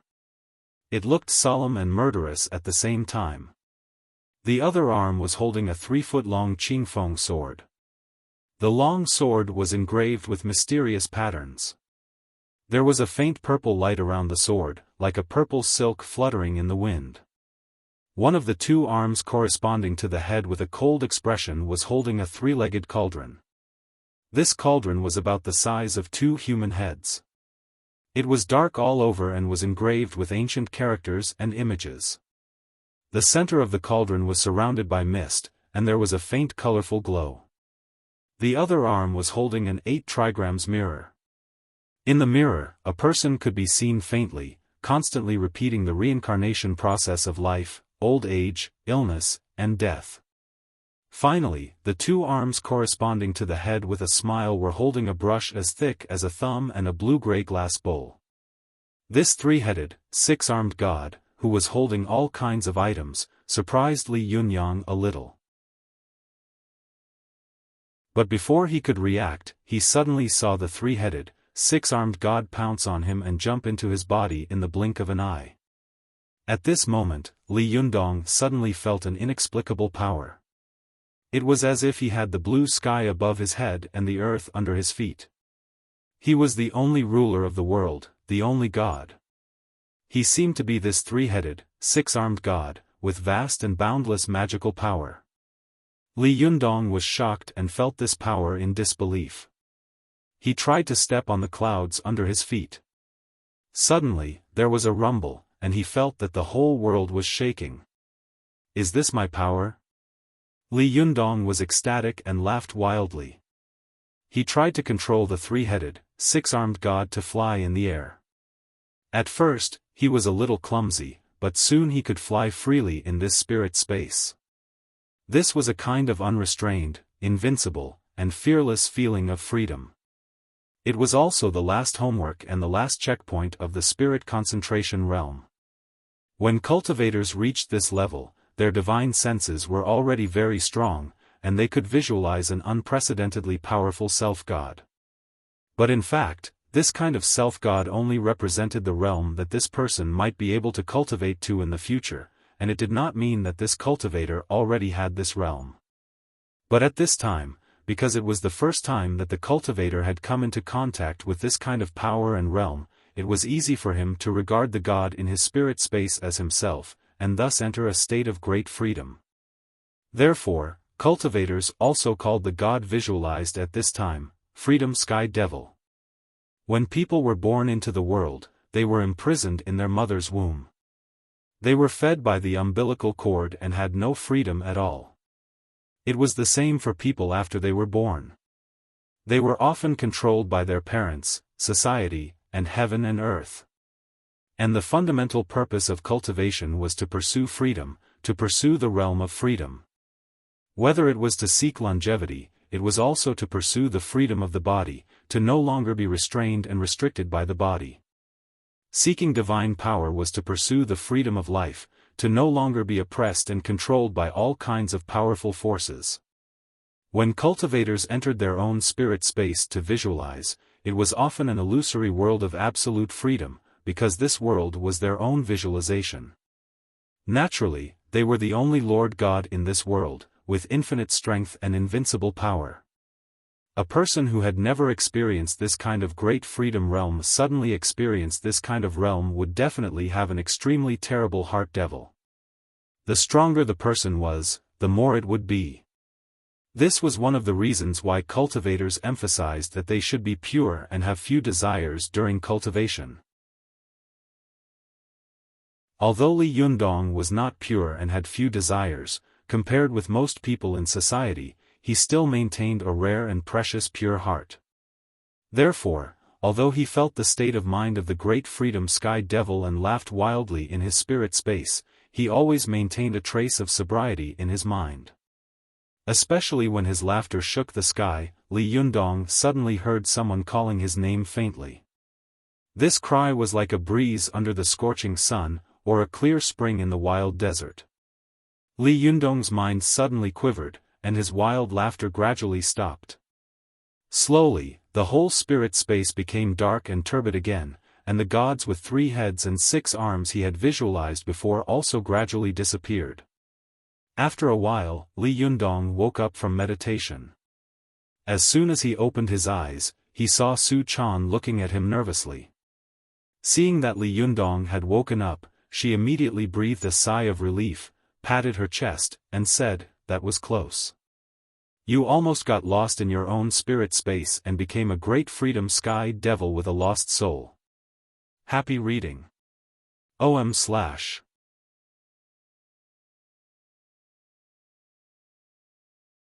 Chapter 107. Go to Watch Network. Li Yundong was stunned for a moment. He didn't know that he had just turned around the gates of hell again. He asked, "Were you calling me just now?" Su Chan smiled and said, "I didn't shout. I just shouted in my heart. If I had shouted just now, you would have been possessed by chi deviation. Go to Kanban. 7 KOM. Li Yundong smiled and said, "I vaguely felt that someone was calling me just now, so I slowly woke up. It seems that we have a telepathic connection." Su Chan asked with a smile, "It seems that you have passed the last hurdle of great freedom and completed the cultivation of the 3rd level of spirit concentration. You can start the cultivation of the 4th level of Zhuji. By the way, What kind of god did you visualize when the seal spirit appeared? Li Yundong asked, what did you visualize? Su Chan stuck out her tongue and said, I won't tell you. Answer me first. She thought to herself, I visualized the nine-tailed celestial fox. How can I tell you? Won't you be scared to death if I tell you? Li Yundong didn't know what she was thinking. He said with a smile, the god I visualized was very strange. It was a guy with 3 heads and 6 arms. When Su Chan heard this, her eyes suddenly widened. 3 heads and 6 arms? What does it look like? Tell me in detail. He thought for a moment, then described the appearance of the gods he had visualized to Su Chan. Su Chan looked at Li Yundong in shock. Isn't this the immovable wisdom king? The immovable wisdom king, the king of all wisdom kings, the merciful and wise immovable wisdom king who can control everything? The god he visualized was actually the statue of the immovable wisdom king? For Su Chan, even if the god Li Yundong visualized was very similar to the Jade Emperor, she would not be shocked. Because this kind of god often represented the person's character and future direction of cultivation, it was not a real god.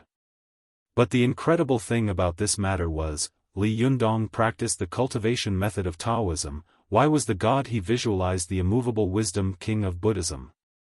This was like a farmer planting an apple tree in the spring, and in the autumn, the apple tree hung a bunch of bananas. This was too preposterous.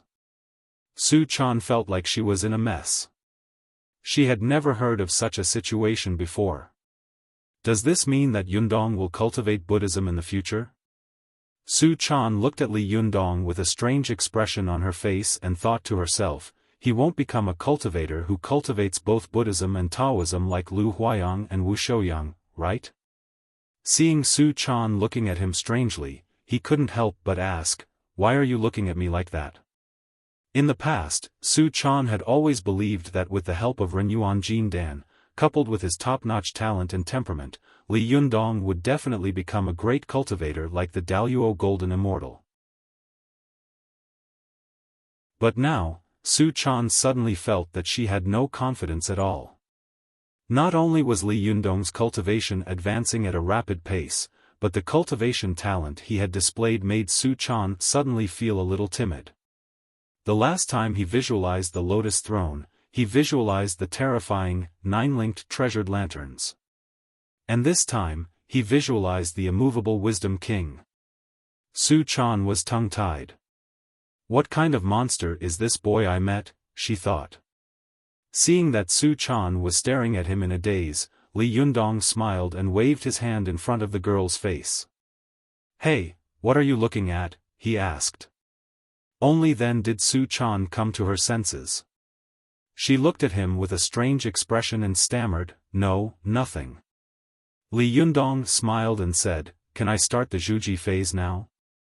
Su Chan suddenly burst into laughter. She giggled and said, you're really a shameless pervert.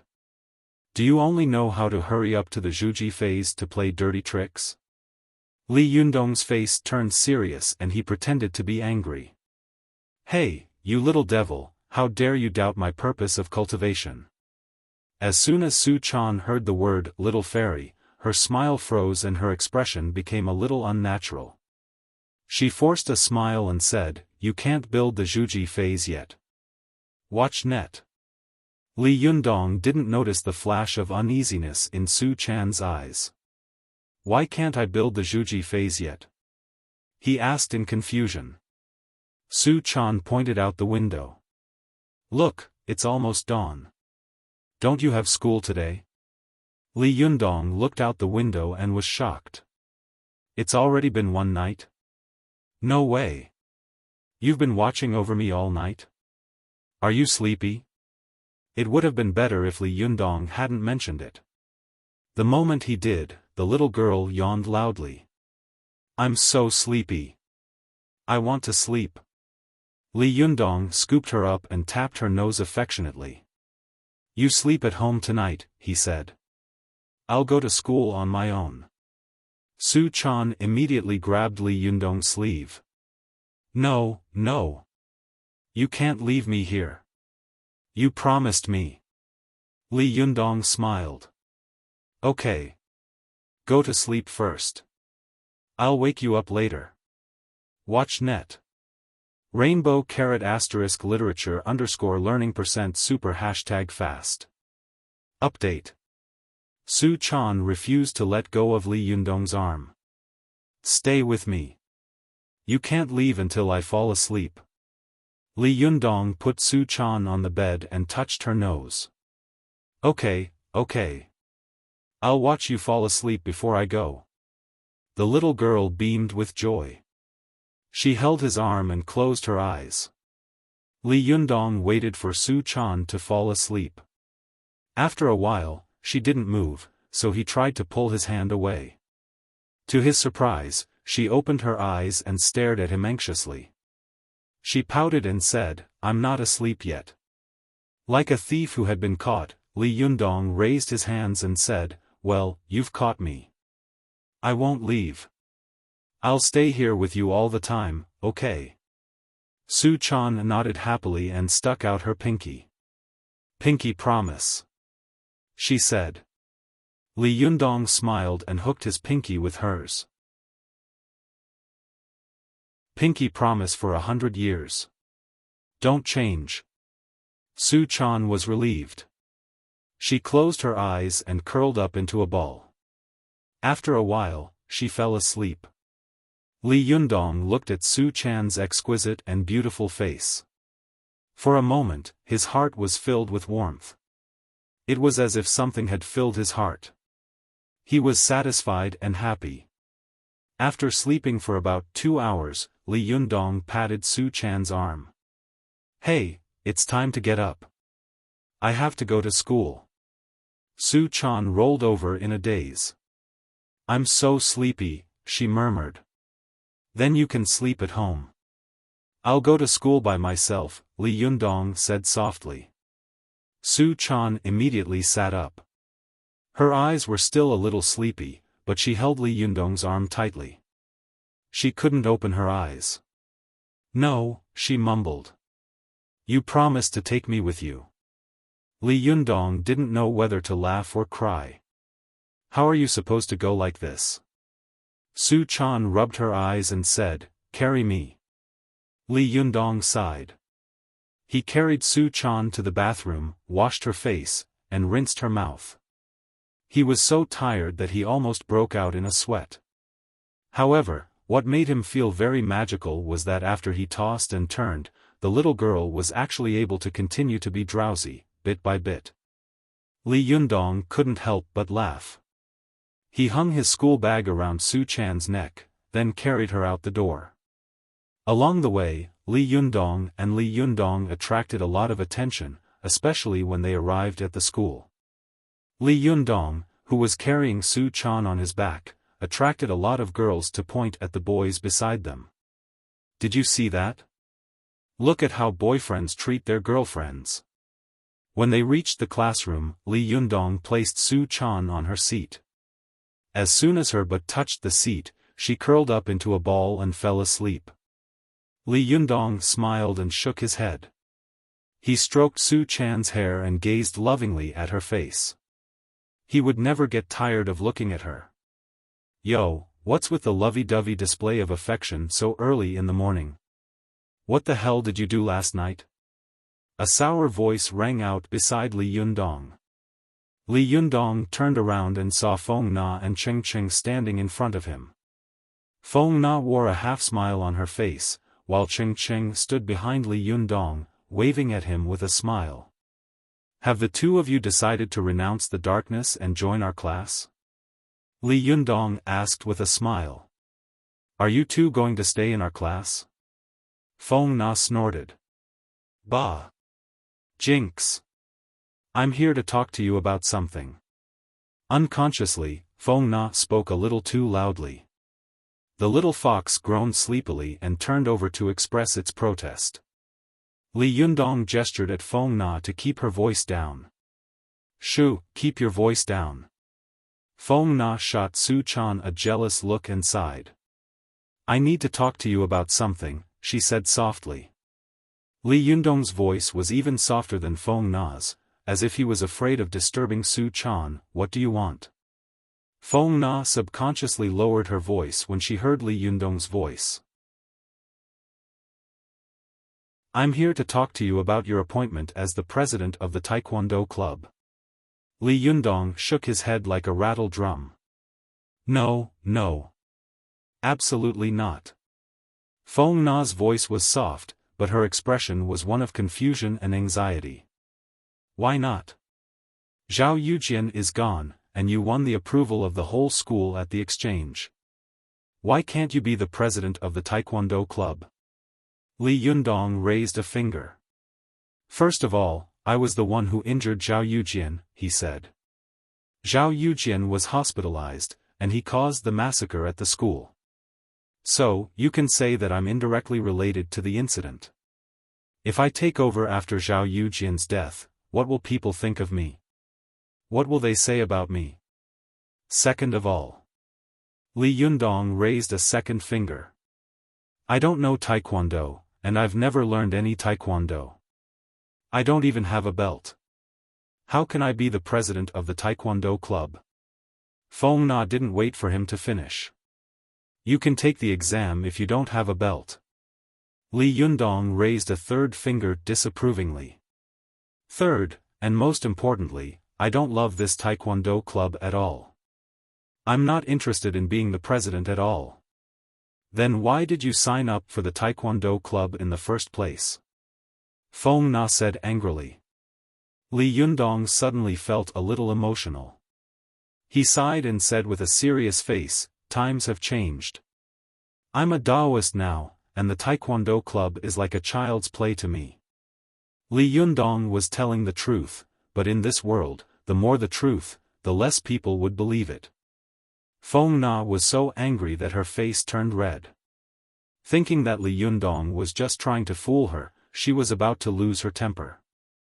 Cheng Cheng was afraid that the two of them would quarrel, so she immediately joked, Jinrenli, which sect do you practice? Li Yundong was stunned. He suddenly realized that Su Chan, who had been guiding his cultivation, had never mentioned her sect, so he didn't know which sect he was practicing. But Li Yundong reacted quickly. He raised one hand into a palm, bowed his head, and said, Amateus Buddha, I'm just an itinerant immortal under the tomb of the living dead in Zhongnan Mountain. It's not worth mentioning, not worth mentioning. Although Feng Na was angry, she still burst into laughter and scolded, I think you're an itinerant immortal. You haven't even graduated yet, but you're already living with such a beautiful girl. You must have overdone it last night and tortured her badly, didn't you? F***ck. Li Yundong's eyes widened as he stared at Feng Na. He was shocked by her bold words. Feng Na's face reddened slightly, but she refused to back down. Am I wrong? She said, glaring at him. Am I wrong? Li Yundong nodded heavily. Of course you're wrong. Su Chan and I are in a pure relationship. You're a man and a woman, but you're still talking about purity. Feng Na and Cheng Cheng both giggled. Happy reading. OM/.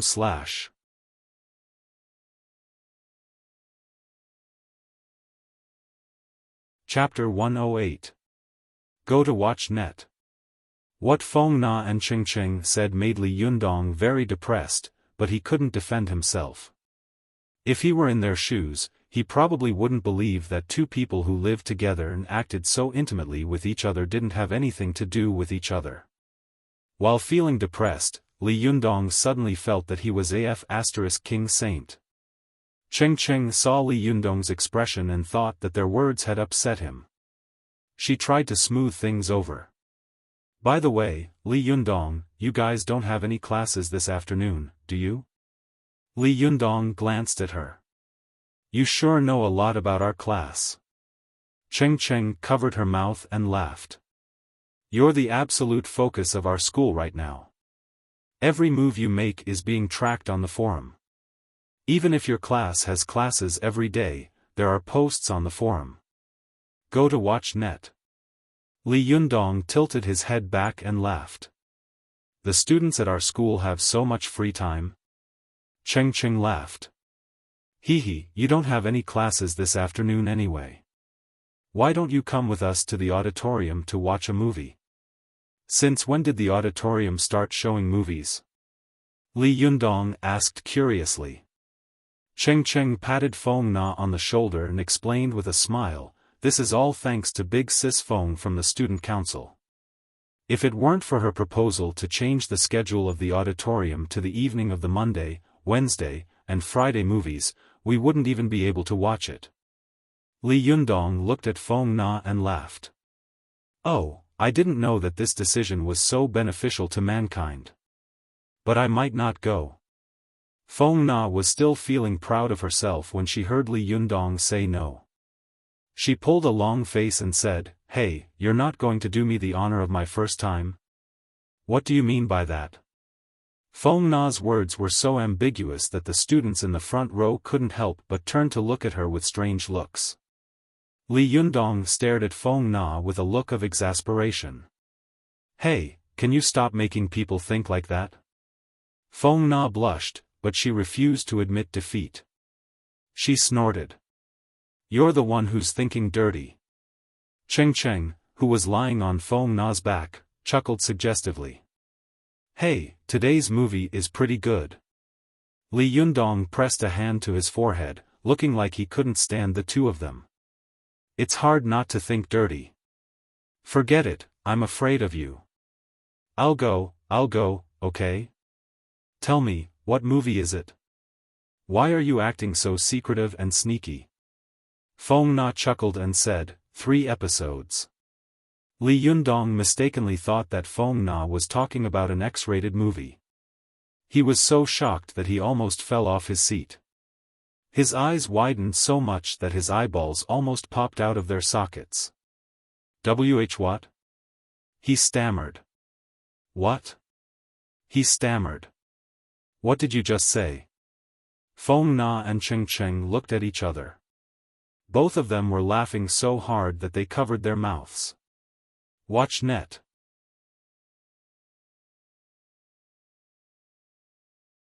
The small auditorium was bustling with noise and excitement. Some of the students near the entrance saw Li Yundong and caused a commotion. They had all heard about the premiere through the school forum. Some students near the door saw Li Yundong at a glance, and suddenly there was a commotion, causing the whole crowd to look at Li Yundong. Feng Na, who was busy at the front desk, also saw Li Yundong. She waved at him. Li Yundong led Su Chan to Feng Na under everyone's gaze. Feng Na, he said with a smile. You're so mean. Feng Na stopped what she was doing and laughed. What's wrong with me? Li Yundong laughed. I can't believe you played with me. Feng Na laughed. You're the one with unhealthy thoughts. Li Yundong said, Tell me, what movie are you playing? Feng Na laughed. The days when I lived with a flight attendant. Li Yundong was disappointed. No way. What's so good about that movie? I've already seen it. Su Chan, who was standing beside Li Yundong, immediately said, You didn't watch it. I watched it alone. Li Yundong flicked her forehead with his finger. You watched it all night. How dare you say that? Come on, let's go home. Feng Na stomped her feet. Li Yundong, you're not giving me face. You're not even going to do me the honor of watching it? Li Yundong said with a smile. But then he heard the students in the auditorium start to urge him impatiently. Start playing it. How long do we have to wait? Feng Na turned to the student beside her and said, Go ahead. Take out the disc. The student nodded and opened his laptop bag to take out the disc. Li Yundong glanced at the disc. It was a very old but very classic movie, 400 Years of Terror. Li Yundong didn't like watching TV shows, but he loved watching it. Even though he had seen this movie before, he was still interested in watching it again. He laughed. This movie is not bad. I'll watch it for a while. Feng Na smiled at him. That's more like it. You have to support your senior's work. While the two of them were talking, the student who was playing the movie through the computer and projector suddenly raised his head. His forehead was covered with sweat. I don't think I can play the disc. Feng Na was stunned. No way. Didn't you say that you could play it yesterday? The student was so anxious that beads of sweat rolled down his forehead. But I can't play it now. Feng Na glanced at the students, who were getting more and more impatient. She panicked. What should we do? I didn't prepare any other movies. Li Yundong was stunned. No way. You guys are going to collapse on your own? There are so many people waiting for you. Some of the students in the auditorium had already begun to make a ruckus. The auditorium was filled with noise. Cheng Cheng rolled her eyes. Nana, she said. Bring your film over here. It's just to make up the numbers. It hasn't been shown yet anyway. Feng Na opened her mouth to speak, but then sighed.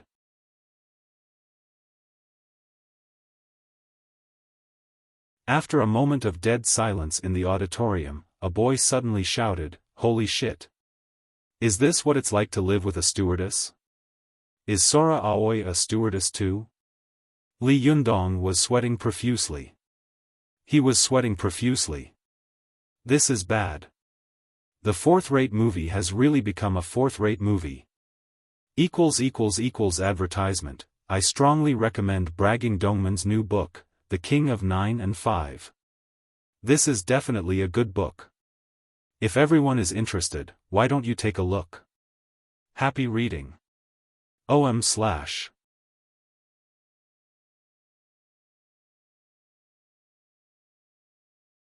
Chapter 109.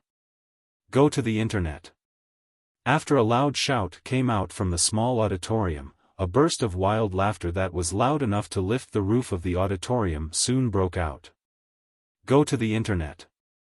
The boys laughed wildly and made a lot of noise. Some of the girls were blushing, and some covered their eyes with their hands, not daring to look at the screen. However, there was a gap between the fingers covering their eyes. Feng Na, Cheng Cheng, and the student who was playing the video were all stunned. They stood there in a daze, unable to react at all. Li Yundong shuddered and took a big stride forward. He immediately rushed to the machine and pressed the stop button. As soon as the video disappeared, the students in the auditorium shouted, "Don't stop. Keep playing it. Change the sex. I've seen this before. It's coded. I want to see Ozamaria's video. Brother, you're so awesome. I can't believe you played this kind of video. I've decided to worship you. Yamadu. Don't stop, Yamadu." The auditorium was in an uproar. The boys were stomping their feet and laughing wildly. Some of the girls were also laughing. Only Li Yundong, Feng Na, and the others were on the stage, sweating. They couldn't laugh at all. "How did you get my disc here?" Li Yundong stared at Su Chan, his eyes wide open.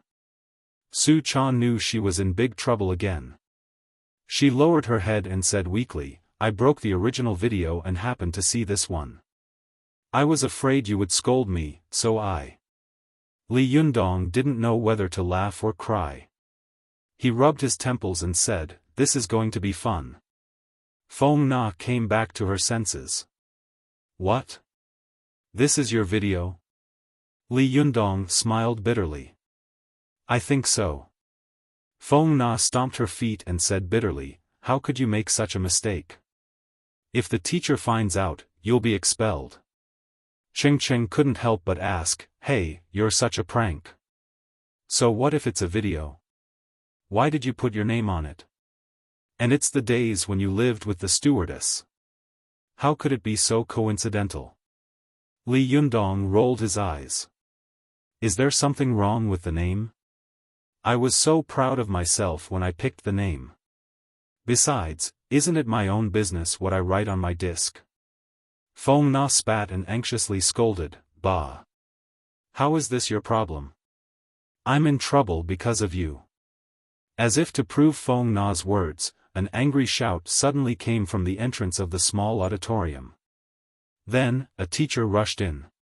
Li Yundong took a closer look. Oh, it was an old acquaintance.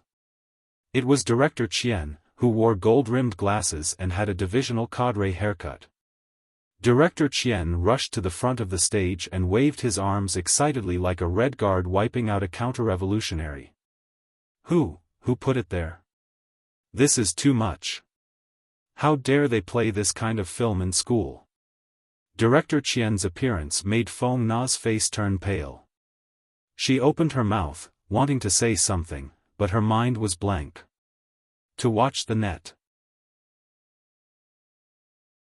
As a girl, it would be a huge stain on her record for the rest of her life if she was expelled for the crime of gathering people to play pornographic videos. If it was more serious, she could even be directly arrested and sent to the police station.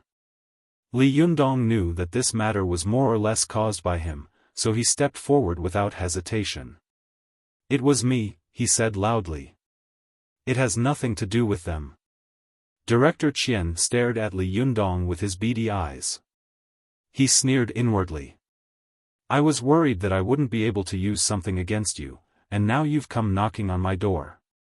Director Qian snorted and laughed mockingly. "Oh, you think this is some heroic thing? You actually agreed to it so confidently." By now, Li Yundong had calmed down. He thought to himself, "I'm definitely going to be expelled this time. I can take this kind of punishment, but Feng Na can't. If worst comes to worst, I'll just quit school and focus on cultivation with this little girl. If Feng Na is expelled, what will she do? A girl with this kind of bad reputation will never be able to hold her head up high for the rest of her life." "It's not that I'm confident," Li Yundong said in a low voice. "It's just that I have to bear the consequences of my own actions. But this is just a misunderstanding. I took the wrong disc from home, and that's why this happened." Su Chan was about to say something when Li Yundong turned his head and glared at her. Director Qian let out a strange laugh. "Stop quibbling, Li Yundong. I think you've lost your mind from being a hero. How could you do something like this?" Feng Na snapped out of her daze. She stared at Li Yundong with wide eyes, her lips trembling. She wanted to say something, but she couldn't. Her eyes were filled with shock, gratitude, worry, fear, and a trace of guilt. Li Yundong saw the look in her eyes and smiled at her. He nodded at her, telling her not to worry. Seeing that Li Yundong was still in the mood to flirt with a beautiful woman after committing such a serious crime, Director Qian was furious. He stomped his foot and said loudly, "Li Yundong, I am now officially informing you that you are suspended. The school committee is going to discuss your actions and give you an answer after that." Li Yundong said. "You can go home and wait for the verdict. However, I can tell you in advance that given the vile nature of today's incident, you won't be able to escape the fate of being expelled." Li Yundong also had nothing to lose. He said very straightforwardly, "As you wish." Director Qian rolled his eyes at Li Yundong's words. He sneered and snorted on the stage. "Go to the internet. Rainbow Carrot Literature % Super #speed. Update. Knew some of the students below the stage heard what they said clearly. Some of the bolder students hid in the crowd and booed loudly, thinking that the law couldn't punish all of them. As long as one person did something like this, a second person would soon follow suit, and then a third. Not long after, the small auditorium was filled with boos and curses. Director Qian grabbed the microphone and yelled, "What are you shouting for? None of you are going to run away. All of you will be given demerits." In an instant, the small auditorium fell silent. Director Qian looked down at the audience with his head held high, looking insufferably arrogant. But soon, the students in the audience were so angry that they went berserk. They booed and cursed loudly enough to hurt one's eardrums. Some students even threw their belongings at Director Qian. Director Qian immediately covered his head and scurried off the stage. When he reached the door, he turned his head and stomped his feet to look at the rebellious students in the auditorium. He opened his mouth and was about to say something when he suddenly saw a black pile of trash being thrown at him. Director Qian was so scared that he turned around and ran. The students in the auditorium burst into laughter when they saw Director Qian running away in a panic. They all turned around and looked at Li Yundong, who was standing on the stage with a dumbfounded look on his face. They all cheered loudly, and some even whistled loudly. Li Yundong didn't know whether to laugh or cry. He picked up the microphone and coughed dryly. Students. As soon as he said those two words, the students in the auditorium were so excited that they started cheering loudly. They were the most ordinary of students. They had thought that their university life would pass by peacefully, and become a memory that was neither gray nor white. Only now did they realize that Li Yundong's appearance had suddenly made their campus life more colorful. Most of the things related to Li Yundong were not good, and most of them were violent incidents. But for the bored students, it was enough to stimulate them and give them enough to talk about before and after tea. What happened today made them feel even more excited.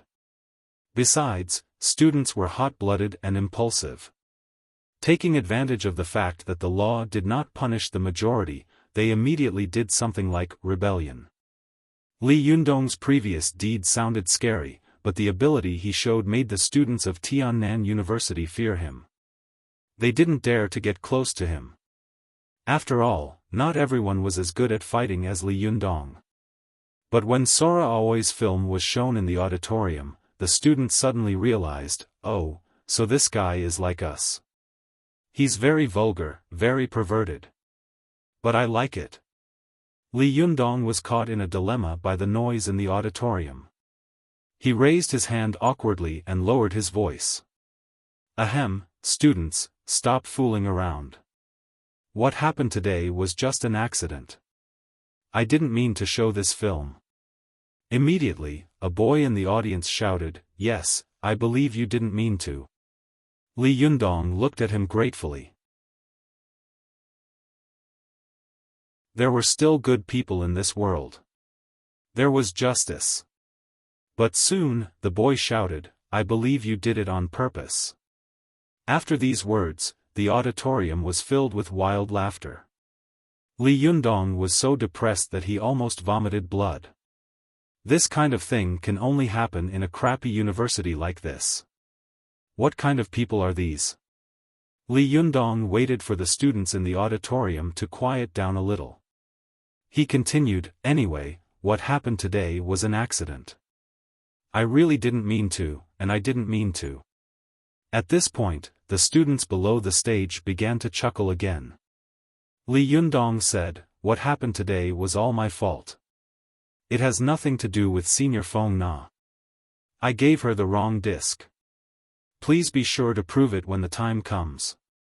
Although the students in the audience didn't know why Li Yundong had given her the wrong disc, they still shouted in agreement.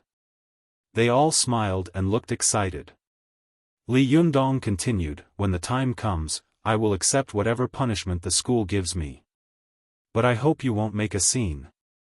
It would be bad if it affects your studies. Well, that's all I have to say. After saying that, he put down the microphone, took Su Chan's hand, and walked quickly out of the auditorium. When he left, the students in the auditorium acted as if they hadn't heard what he had said before. They cheered even louder and applauded, as if Li Yundong had done something heroic. Cheng Cheng watched Li Yundong leave with her mouth agape. No way, she said. He can get this kind of treatment by putting a disc. Isn't this too inconceivable? Feng Na stared blankly at Li Yundong's back and sighed faintly. Because he is Li Yundong. Just as the two of them were lamenting, Director Qian suddenly returned with a few burly school security guards following behind him. Director Qian put his hands on his hips and shouted, "Where is Li Yundong? Where is Li Yundong? He's dead!" A bold student shouted. Director Qian was stunned. Dead?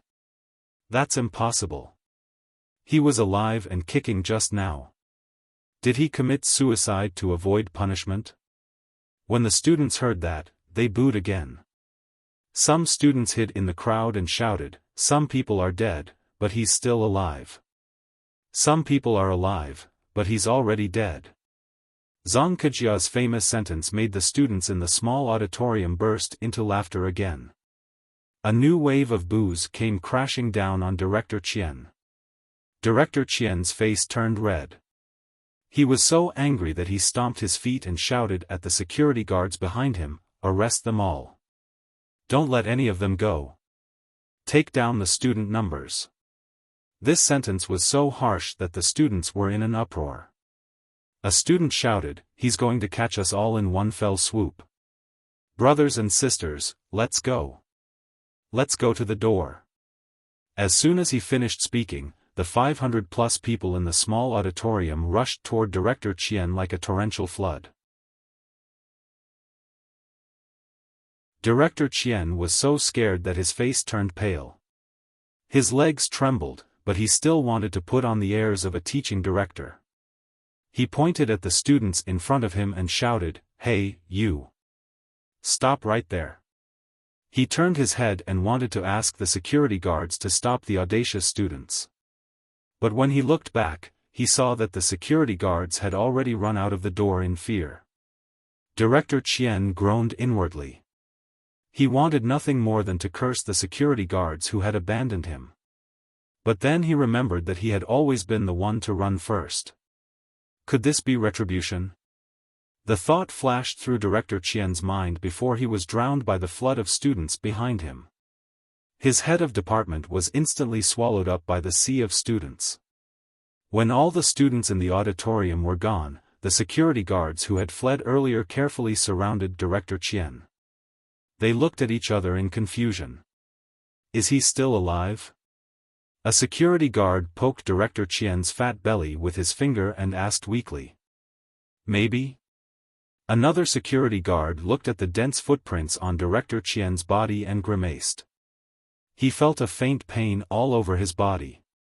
Last weekend's final result was 8th place. This week, I broke the record 3 times, namely on Tuesday, Thursday, and Saturday. Please wait. Happy reading. OM/.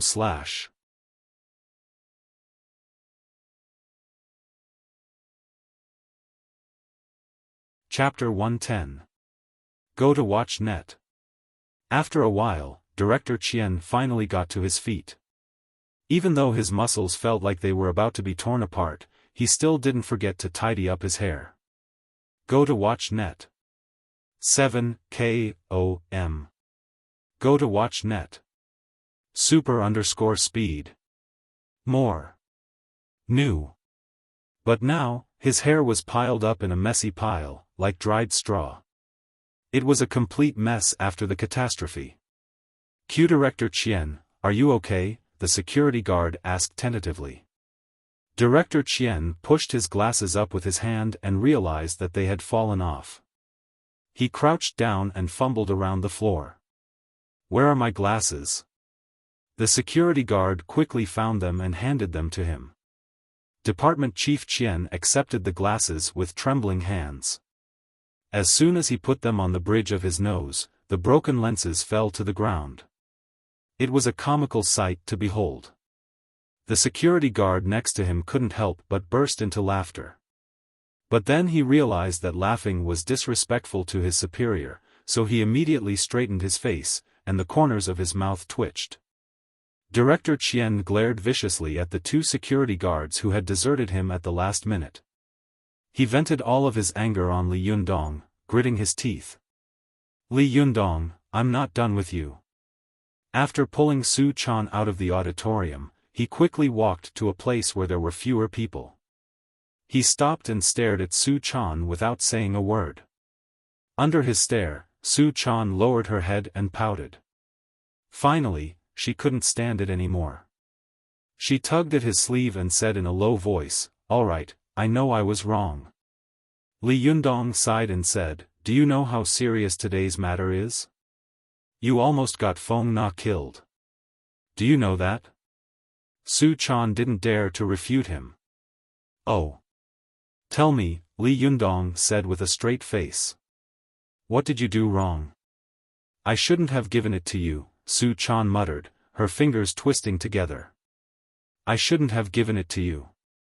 Li Yundong chuckled. "What? You broke the disc. You shouldn't have kept it from me." Su Chan raised her eyes to look at Li Yundong, then quickly lowered her head. "Oh." Li Yundong continued to say with a straight face, "Don't hide anything from me in the future." Su Chan replied weakly, "Oh." Li Yundong snorted. "Let's go." "Where are we going?" she asked timidly. "Go home," Li Yundong said. "Watch net." Su Chan couldn't help but ask in a low voice, "You said that I killed Feng Na, but you took responsibility for it. Did I kill you too?" Seeing the little girl's pitiful appearance, how could Li Yundong still be angry? He was so angry that he laughed and used his hand to pinch the little lass's nose. I met you and I was killed by you." Su Chan was keenly aware that although his words sounded fierce, his tone showed that he was no longer angry. "Hey, what are you doing?" Li Yundong yelled. "What are you doing?" Su Chan boldly threw herself onto Li Yundong's back. Su Chan giggled. "I'm hugging you, in case you get sick of me and dump me." Li Yundong couldn't help but laugh. He let the girl climb onto his back, then smacked her butt with his hand. "Don't be naughty again," he said. "That's what you get for being naughty. Do you dare to do it again?" Su Chan twisted her body, pressing her full breasts against Li Yundong's back, making him feel the majesty of her surging waves. The two of them returned home. Not long after, Li Yundong's phone rang from inside his school bag. "That's weird. I didn't bring my phone." Li Yundong opened his school bag and saw that it was the phone Zhou Qin had given to Su Chan. He handed the phone to Su Chan. "I think it's Zhou Qin."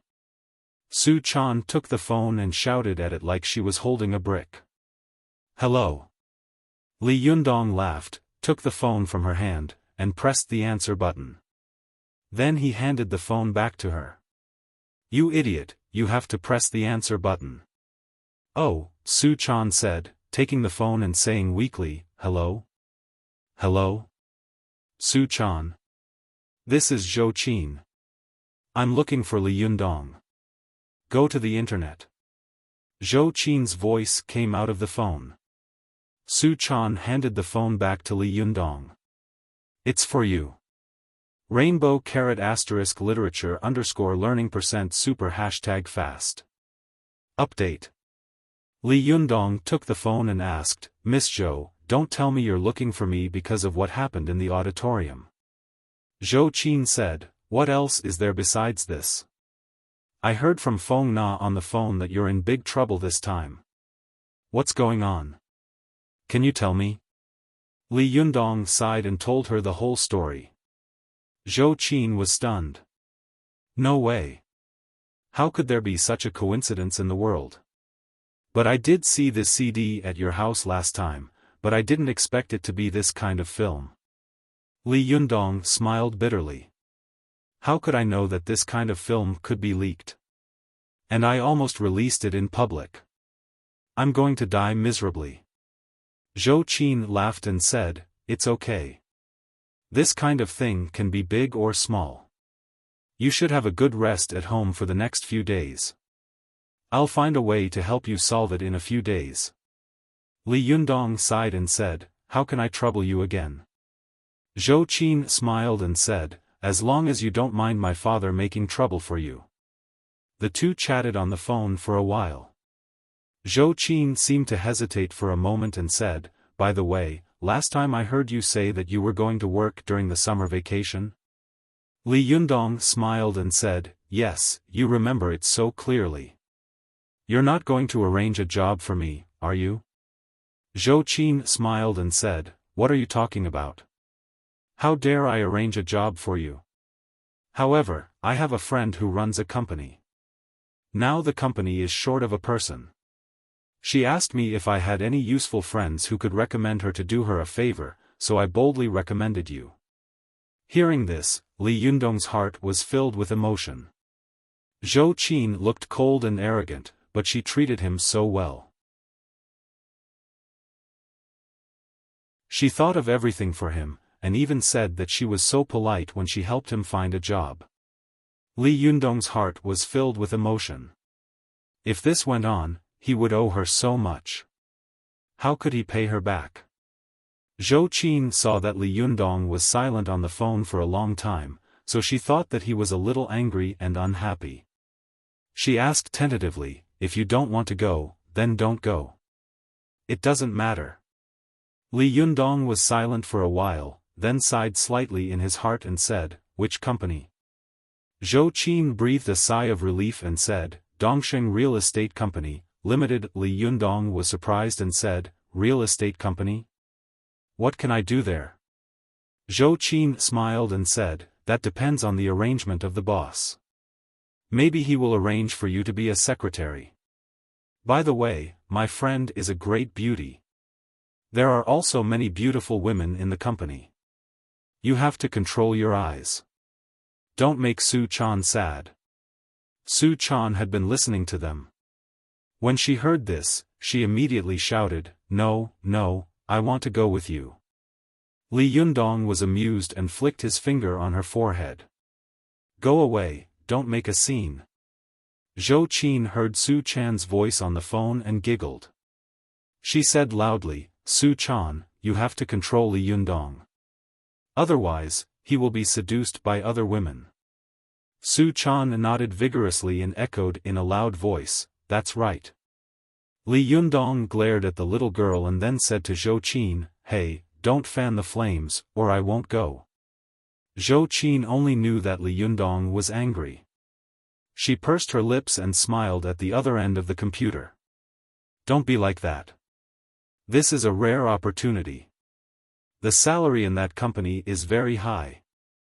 When Li Yundong heard this, he became interested and asked, how high? Zhou Qin smiled and said, are you a money grubber? About 2 or 3 stories high. Li Yundong sighed and said, only 2 or 3 stories high. My debt is almost as deep as a 10,000-foot tall building. What's the use of 2 or 3 stories? Zhou Qin held the phone and was silent for a while. There was a trace of emotion at the corner of her mouth.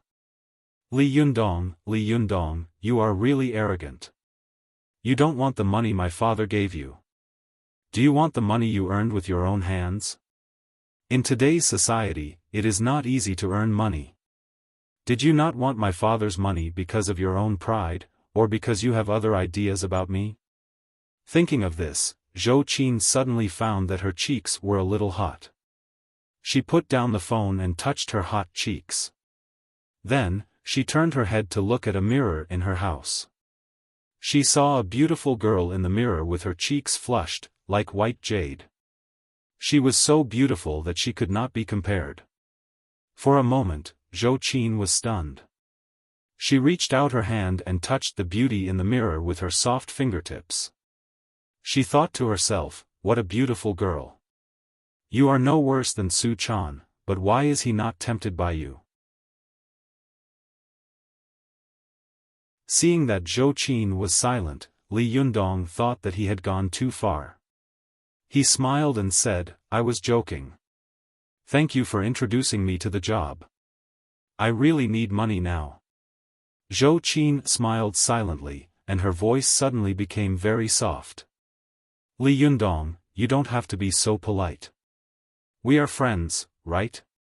If you are really in need of money, I have some savings here. Can I lend you some first? Li Yundong said without hesitation, no, I'm not in such a hurry for the time being.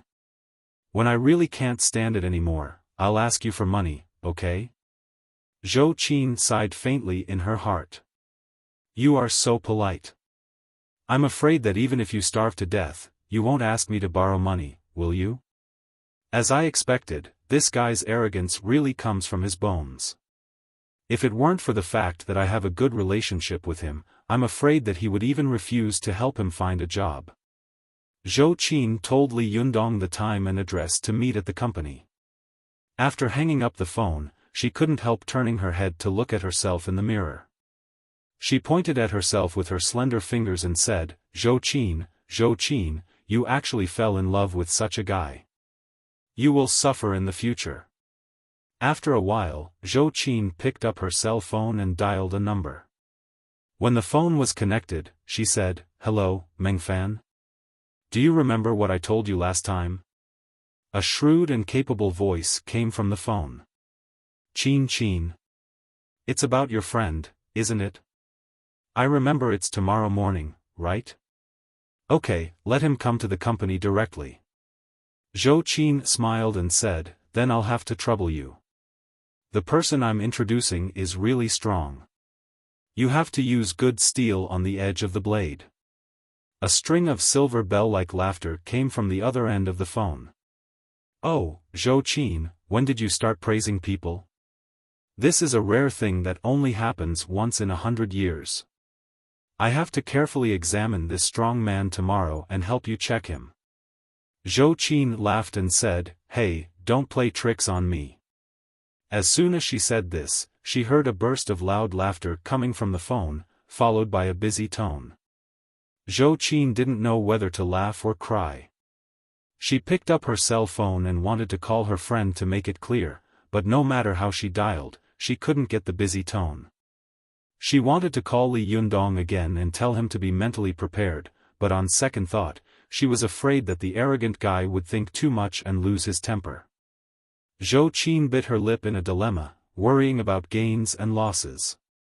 Happy reading. OM/.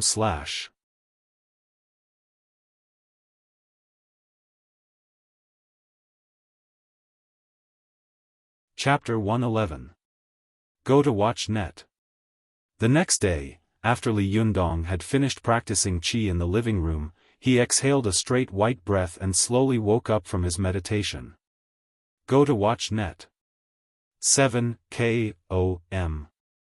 Since he had an interview with Zhou Qin that day, Li Yundong found the suit he had bought during the shopping trip that had bankrupted him last time.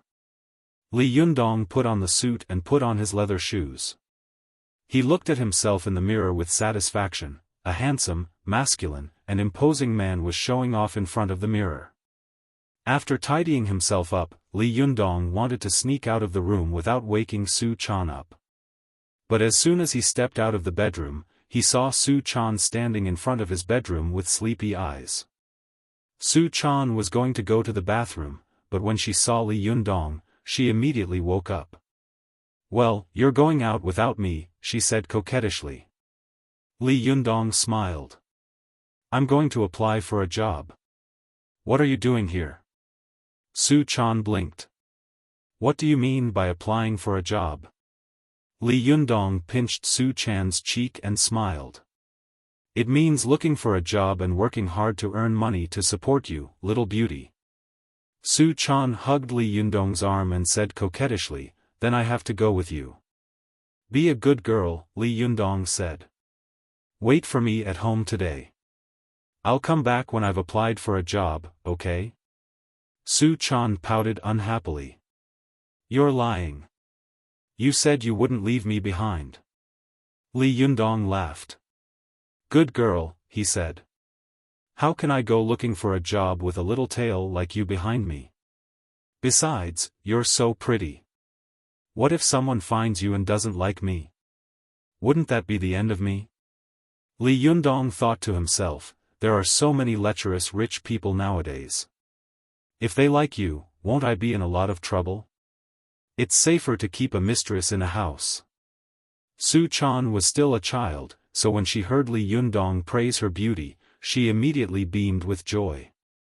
She remembered the trouble she had caused Li Yundong in the past and felt very guilty, so she said, Then I'll wait for you at home. Li Yundong smiled and said, "Okay, there's food in the fridge. If you're hungry, go get it yourself." Su Chan wrapped her arms around his waist and leaned against his chest. She raised her head and said in a sweet voice, "I don't want to eat. I want to eat the hot food you make for me when you come back. I'm hungry. Let's see if your heart aches for not taking me out." Li Yundong laughed heartily and wrapped his arms around the girl's waist. He kissed her hard, then ruffled her hair.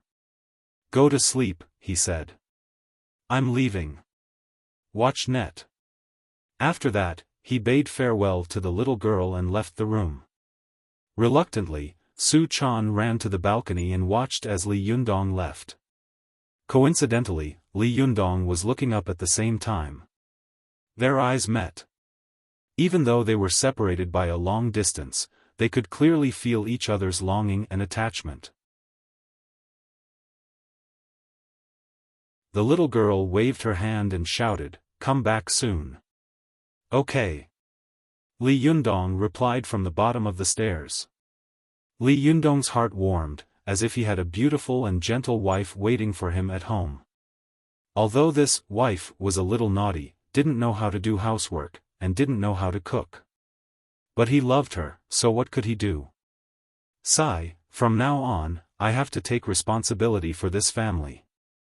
Li Yundong suddenly felt a weight on his shoulders, but his whole body seemed to be filled with endless energy.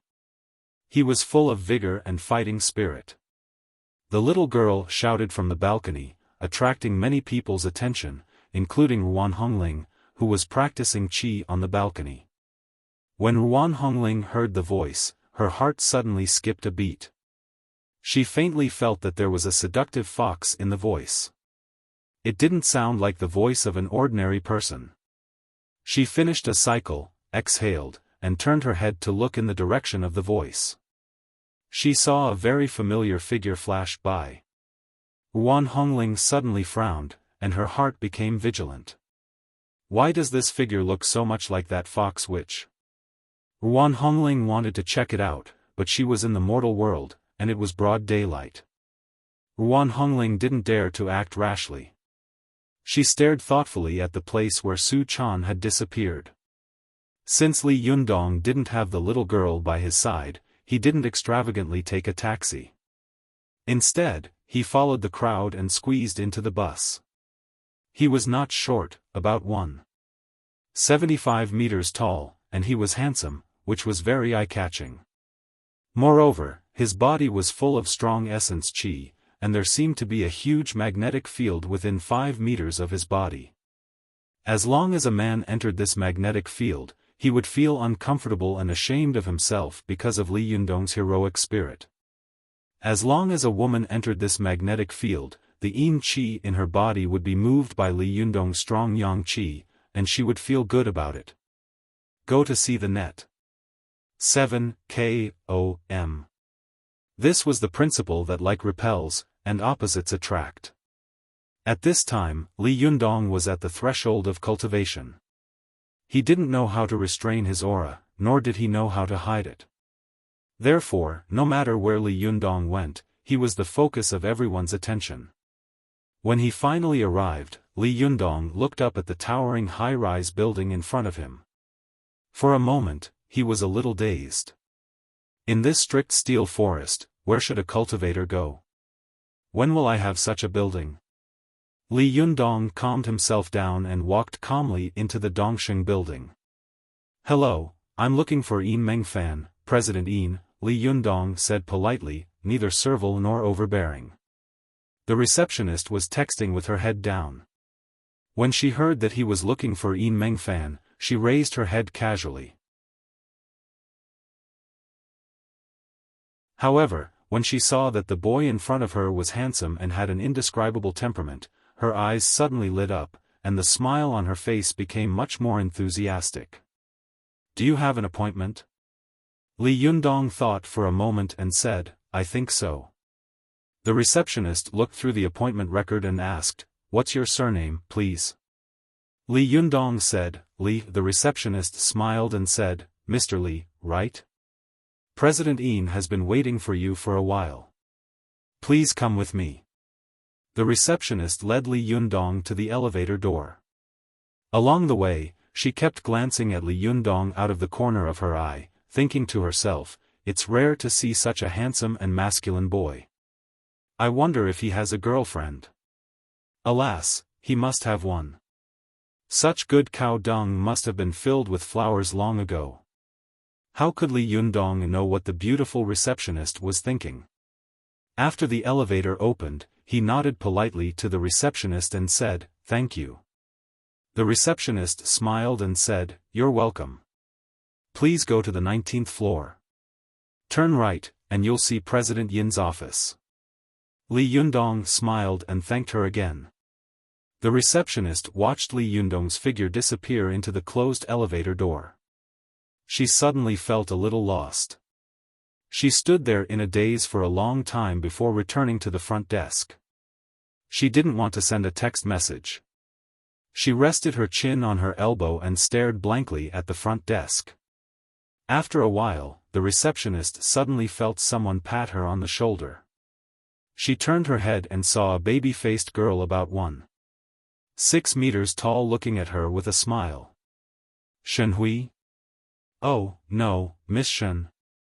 The receptionist was shocked.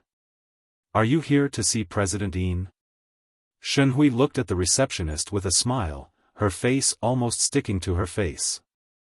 She smiled ambiguously and mysteriously and said, "I'm on summer vacation. Dad insisted that I come here for an internship. Why were you in a daze just now? You look so infatuated. According to my experience, you must be infatuated with a beautiful man." The receptionist nodded like a chicken pecking at rice. Yes, a handsome man just came. He was so handsome and elegant. I've never seen such a handsome man. He also went to see President Yin. You can find him yourself." Shen Hui rolled her eyes and said, "Really? Then I have to go and have a look." After that, she didn't need anyone to lead the way and rushed into the elevator. The receptionist looked at Shen Hui's departing figure and suddenly thought, that handsome man is a good match for Miss Shen. Alas, I won't be able to get him anyway. When Li Yundong took the elevator to the 19th floor, the moment the elevator door opened, there stood a beautiful woman in a well-ironed business suit with a pair of thick black-rimmed glasses on the bridge of her nose. She was beautiful, mature, and had a sexy figure. When Li Yundong saw this woman, he was stunned. Although he had the little girl Su Chan by his side, a word still jumped out of his mind, stunner. The woman was about 1.7 meters tall. Her black uniform accentuated her twin peaks. Every button on her white shirt was buttoned up tightly, making people want to tear it apart. Her waist was slender, and the waistline of the black uniform outlined her waist. These two curves suddenly expanded when she reached the bottom, outlining the shape of a gourd. Li Yundong didn't even need to stand behind her to look at her. He could guess from this amazing arc that this woman's **** must be very perky and plump. The surprise in Li Yundong's eyes flashed, and the woman's eyes also flashed with interest. She carefully looked at Li Yundong. The two of them looked at each other at the door, smiled politely, and nodded. When Li Yundong passed by the beautiful woman at the door, he subconsciously turned his head to look at the woman's breasts. Sure enough, he found that the woman's breasts were like two perfectly round watermelon petals, full and perky. The woman seemed to know that Li Yundong was looking at her. She took a step into the elevator, twisted her waist, and her round breasts trembled, looking astonishingly elastic. Li Yundong found that his mouth was a little dry. He didn't dare to look anymore. He took a deep breath, forcibly suppressing the rising desire in his lower abdomen, and his eyes became clear again. The beautiful woman in the elevator was surprised to see that Li Yundong's eyes had become calm and indifferent in an instant. After the elevator door closed, she muttered with interest, "It's rare to see such a boy nowadays. I don't know if he's here to apply for a job or just to run errands." While she was thinking, the elevator had already reached the first floor. But after thinking for a moment, she pressed the button for the 19th floor, and the elevator continued to run up. After Li Yundong got out of the elevator, he saw many female white-collar workers in professional clothes in the corridor of the 19th floor. Each of them was young and beautiful. As Zhou Qin had said, there were many beautiful women in the company. Li Yundong walked through the corridor without looking sideways. Some female employees who saw him stopped and then turned their heads to look at his back. They watched him until he came to Yin Mengfan's office. Then they whispered excitedly, "Is this a new colleague? He's very hot. He's my type." "Bah, every man is your type. This is my type. No one can take him away. You don't have to be so infatuated, do you? Maybe he's just here to collect the electricity bill." The female employees giggled. "Looking for Mr. Yin to collect the electricity bill? You have a rich imagination." The female employee who had been silent all this time suddenly said, "Stop talking and get to work. Such a wonderful man may have been kept by a rich woman long ago. How can you be infatuated here?" These words made these white-collared beauties lose interest one by one. Li Yundong stood at the door. Although he was far away from them, he could still hear these words clearly.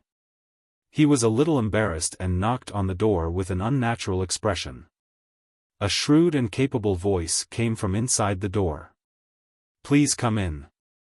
Li Yundong closed his eyes slightly and adjusted the qi in his body. When he opened them again, he calmly pushed the door open and walked in. Happy reading. OM/.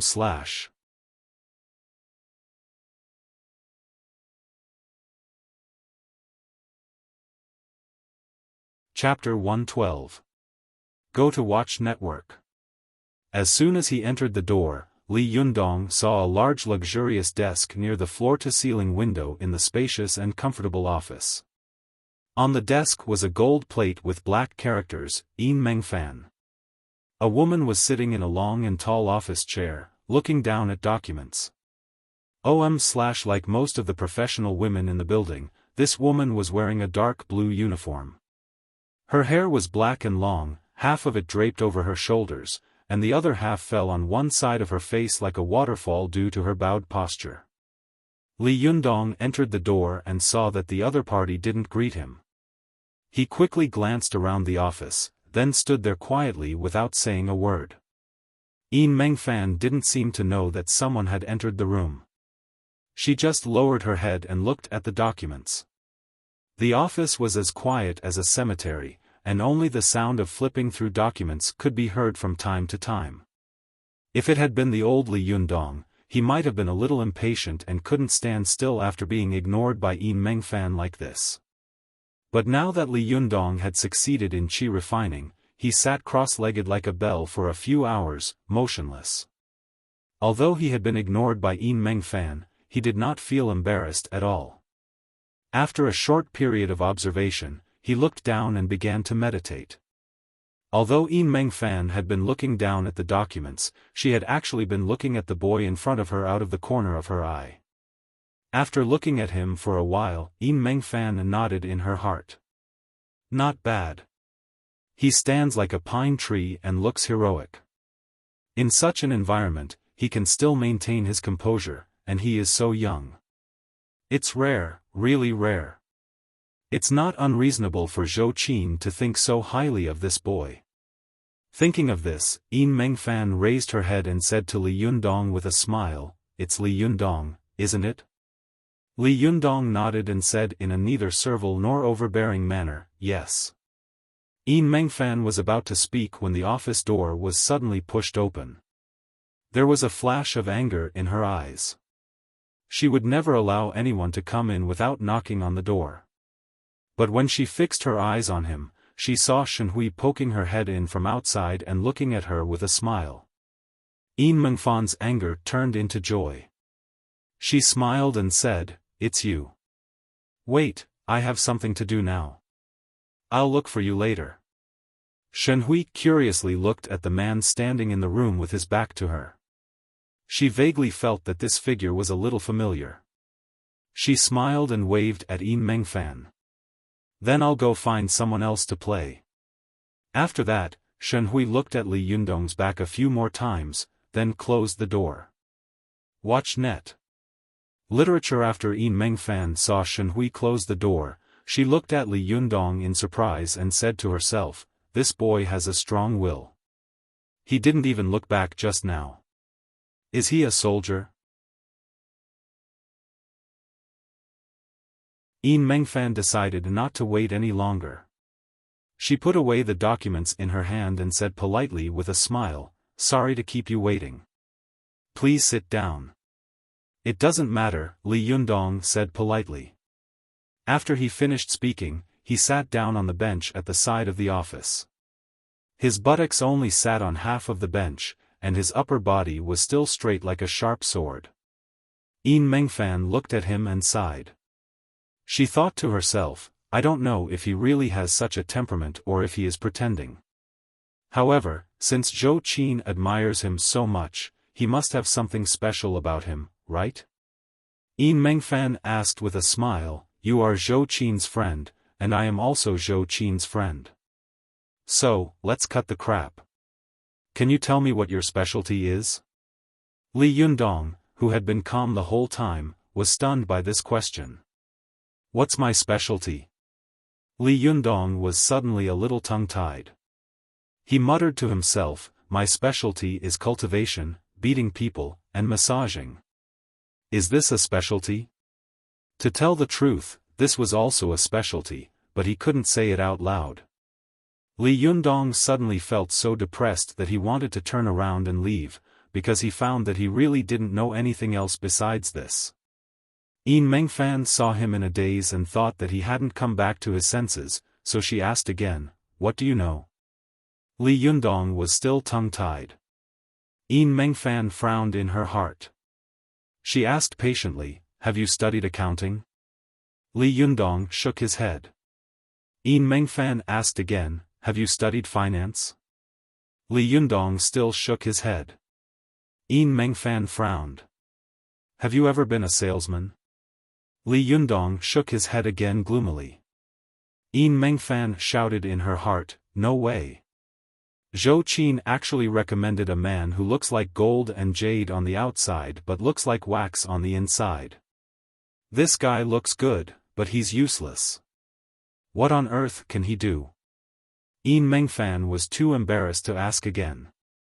There was a faint trace of contempt in her eyes, but she still said politely, I understand. Wait a minute. As she said this, she picked up the phone and said, Xiaojia, come here for a moment. Go to the internet. 7KOM. Net. Super_speed. More. New. After a while, a young white-collar worker came in and said, Mr. Yin, what can I do for you? Yin Mengfan spread out her palm toward Li Yundong and said, take Mr. Li to Sister Xia and ask her to arrange his work. After that, she lowered her head again and no longer looked at Li Yundong. Li Yundong frowned in his heart. His pride made him want to turn around and leave, but on second thought, he was not living alone now.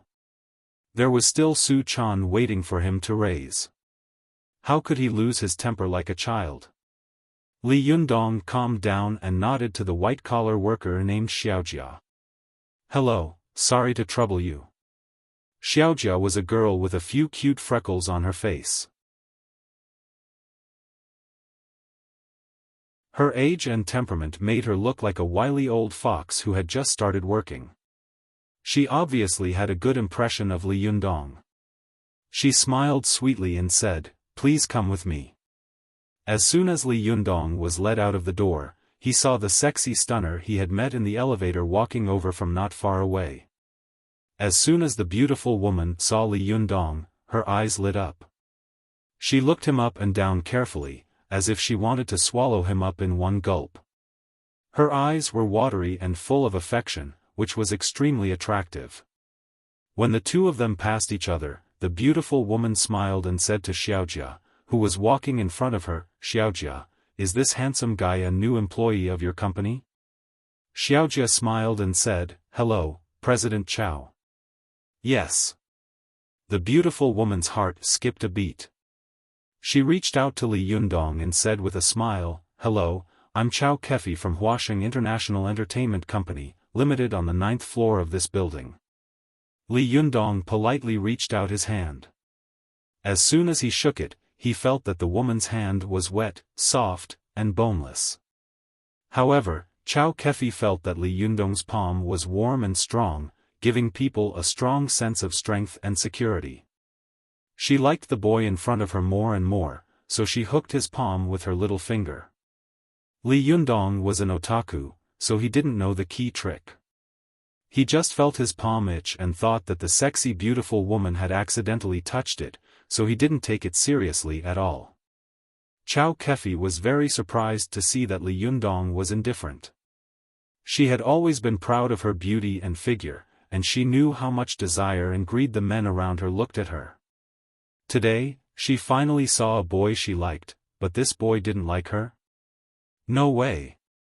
Chao Kefi was so surprised that she couldn't believe it. Is he gay?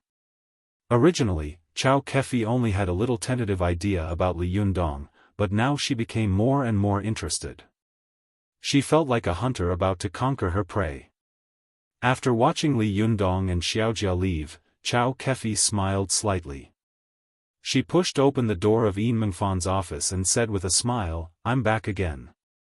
Yin Mengfan raised her head and looked at her in confusion. Why are you back?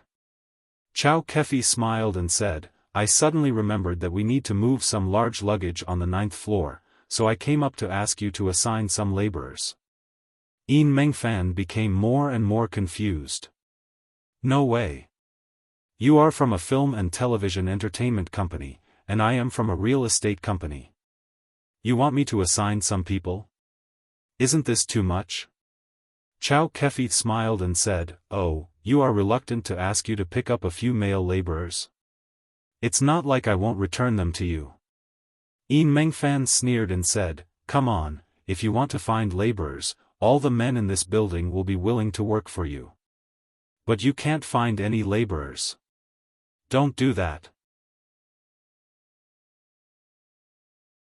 Tell me, which employee of our company do you like and want to poach from us? Chao Kefi snapped her fingers and said, Mr. Yin, you are wise and resourceful. You can be said to be the embodiment of beauty and intelligence. Yin Mengfan laughed and said, come on. Don't flatter me. Tell me, who is it? Chao Kefi smiled and said, it's the new colleague who just went out. The smile on Yin Mengfan's face suddenly froze. Li Yundong? No, no way. Chao Kefi looked at Yin Mengfan's face with a puzzled expression. Why are you so excited? Could it be? Yin Mengfan glared at Chao Kefi angrily and said, what nonsense are you thinking about? He was introduced by a friend of mine. Don't mess around. Chao Kefi looked at her aggrievedly and said, did I say that I was going to mess around? I'm just borrowing your people. It's not like I'm going to eat them like Tripiaka. Yin Mengfan opened her mouth and subconsciously wanted to refuse, but she suddenly thought, is she interested in this boy? If this boy was so easily seduced, wouldn't she be able to see the true colors of this boy? Thinking of this, Yin Mengfan made a sharp turn and said, well, I'll call Xiaojia and tell her later. Chao Kefi covered her mouth and giggled. Aren't you afraid that I'll eat him now? Yin Mengfan smiled and said, be careful. Don't make trouble for yourself. By the way, are you better? Those people who want to collect debts have been bothering you badly, haven't they? Chao Kefi stood up and said with an enchanting smile, I'm much better. I've stopped taking medicine. But it's very miserable to collect debts, so I have to find some fun for myself. All right, I'm going to bring him over. After that, she made a flying kiss to Yin Mengfan and left with a smile. Not long after Chao Kefi left, she saw Shen Hui push open the door like a gust of wind. She rushed to Yin Mengfan like a gust of wind and shouted, "Why is that guy here?" Yin Mengfan was frightened by the indignation on her face. She leaned back and said, "What are you talking about? What guy?" Shenhui bared her fangs and brandished her claws. "That shameless lecher. I just remembered that the sex fiend I saw in your office was the same one I met in the Chanel store the last time. B****, why is he here? Is he an employee of the company?" Yin Mengfan was confused. She scratched her head and said, "Hey, eldest miss, calm down. Why are you so agitated?" Shen Hui's face was flushed, and her fingers were like hooks. She gritted her teeth and told her how Li Yundong had molested her at the beginning. Then she said loudly, "Cousin, fire him quickly. This kind of lecher must not be allowed to stay here." Yin Mengfan was shocked and thought to herself, "No way. This guy doesn't look like that kind of person. Can it be that people really can't be judged by their appearance? Is it true that he's rotten on the inside? Did Zhou Qin also make a mistake?" Seeing that Yin Mengfan was still thinking, Shen Hui said anxiously, "Hey, what are you still thinking about? If you keep this kind of person in the company, all the employees will run away because of him. By the way, where is this guy? If you don't fire him, I'll scold him and drive him away. Last time, he ran away quickly." Yin Mengfan stood up. Just as she was about to speak, she suddenly heard a noise and footsteps coming from outside the door. Yin Mengfan walked to the door in confusion. When she opened the door, she saw that the employees in the office were all running in the direction of the elevator. Yin Mengfan stopped an employee and said, "What's going on?" The employee said excitedly, "Something happened on the 9th floor. Something big happened." Yin Mengfan let go of the gloating employee and muttered, "Isn't the 9th floor Chao Kefi's company? Oh no, could it be that something has happened to her and Li Yundong? It can't be that fast, can it?" Yin Mengfan didn't dare to neglect it. She immediately pulled Shen Hui and said, "Let's go and have a look." Happy reading. OM/.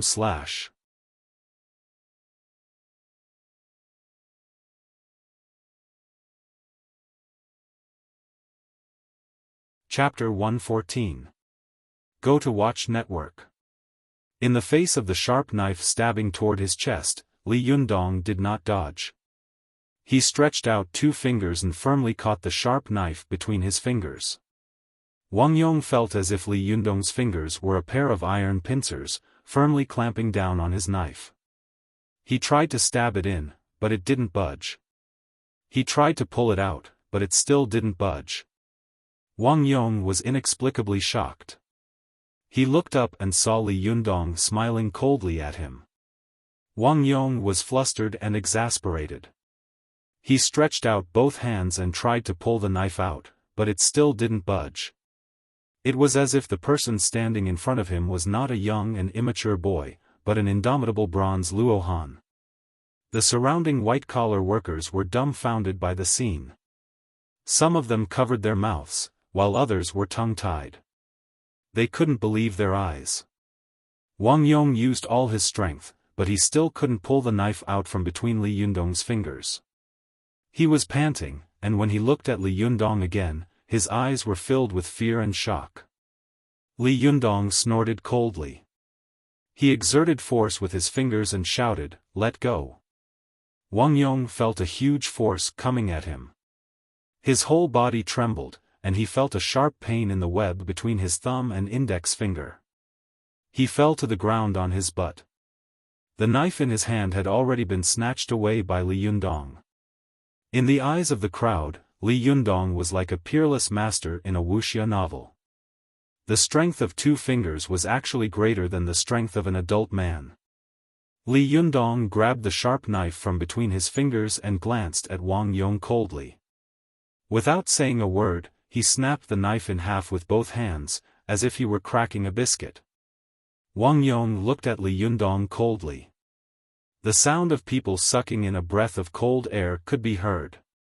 Wang Yong stared at Li Yundong with his eyes wide open. This was a scene that could only be seen in movies and TV shows. He really didn't know if he was lucky or not. That's a stainless steel knife. Could it be that this knife is a fake? Wang Yong's eyes fell on the sharp knife in Li Yundong's hand. When Li Yundong saw Wang Yong staring at his saber, he thought that Wang Yong had not given up yet. Li Yundong snorted coldly and took a step forward.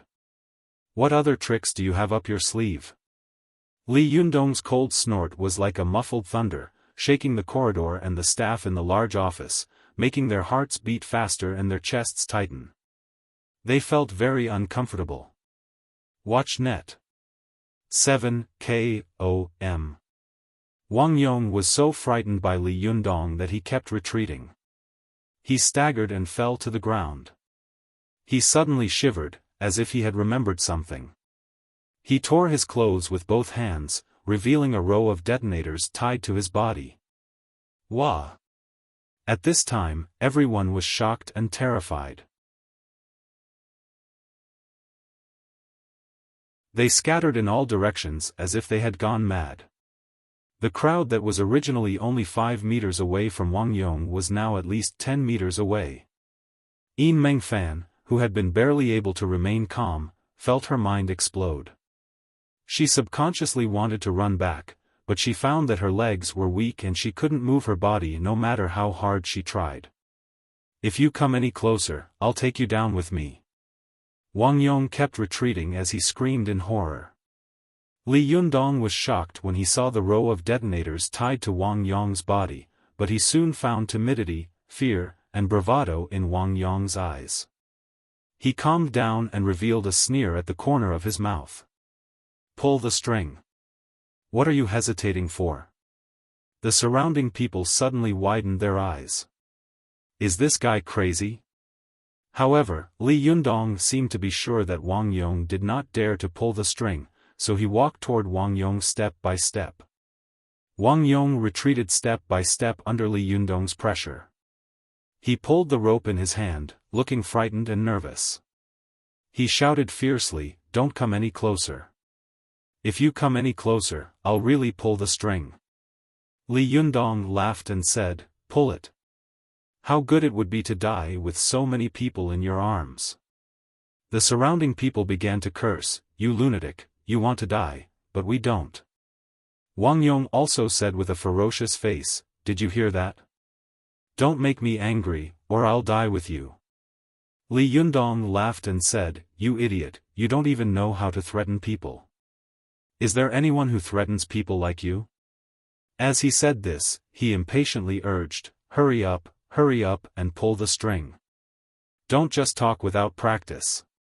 Wang Yong was so angry that his back was leaning against the edge of the balcony of the building. He felt so wronged and sad that he almost cried. Is it easy for me to get revenge? Why did I run into this devil? How did he know that the detonators on my body were fake?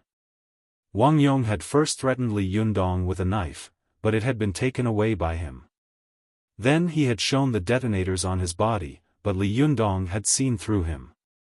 Now he had no choice but to use his last trick.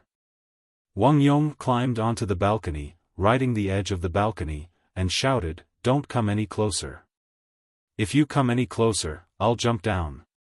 Li Yundong hadn't expected that this guy would be so thick-skinned.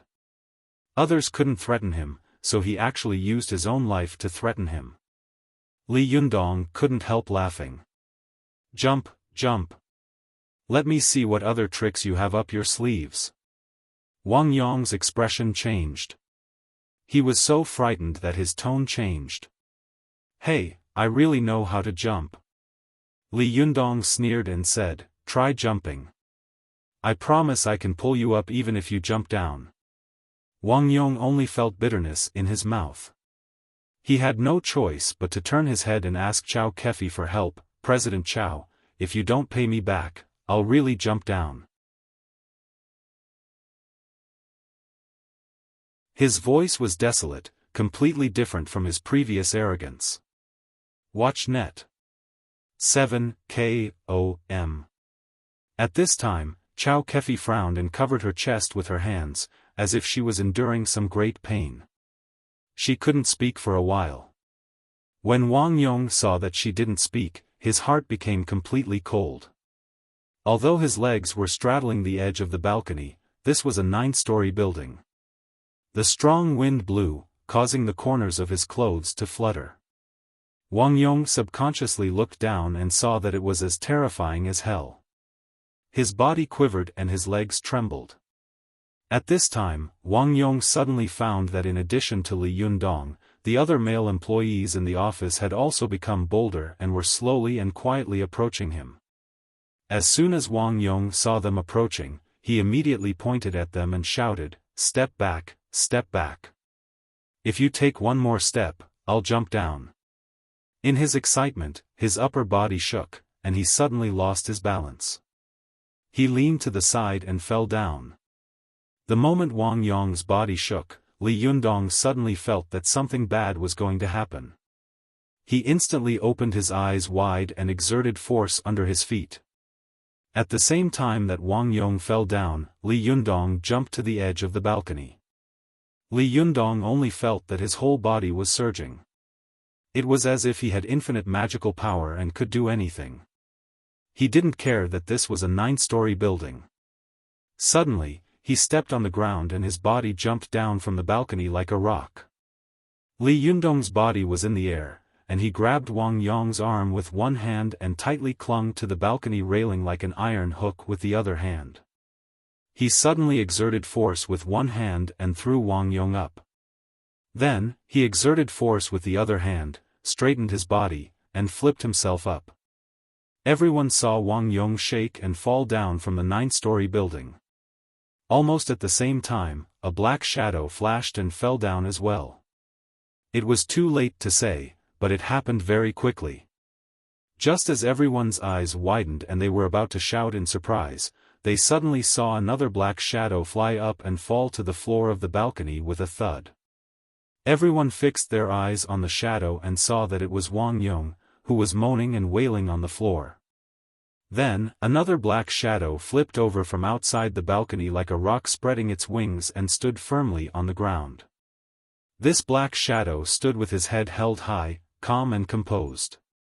His back was facing the sun outside the balcony, and his face and figure were like a silhouette.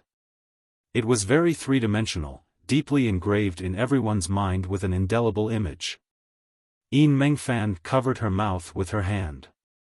Her beautiful face turned pale, and she stared dumbfoundedly at the silver but wax spearhead that she had asked 3 questions before. She suddenly understood why Zhou Qin had said that this boy was a real strong man. The other employees also stared at Li Yundong intently, and they were all extremely shocked. The same thought was beating in their hearts: who the hell is this guy? Li Yundong looked down at Wang Yong condescendingly, his face full of a playful smile, as if the flying to pull Wang Yong up was just a child's trick, not worth mentioning at all.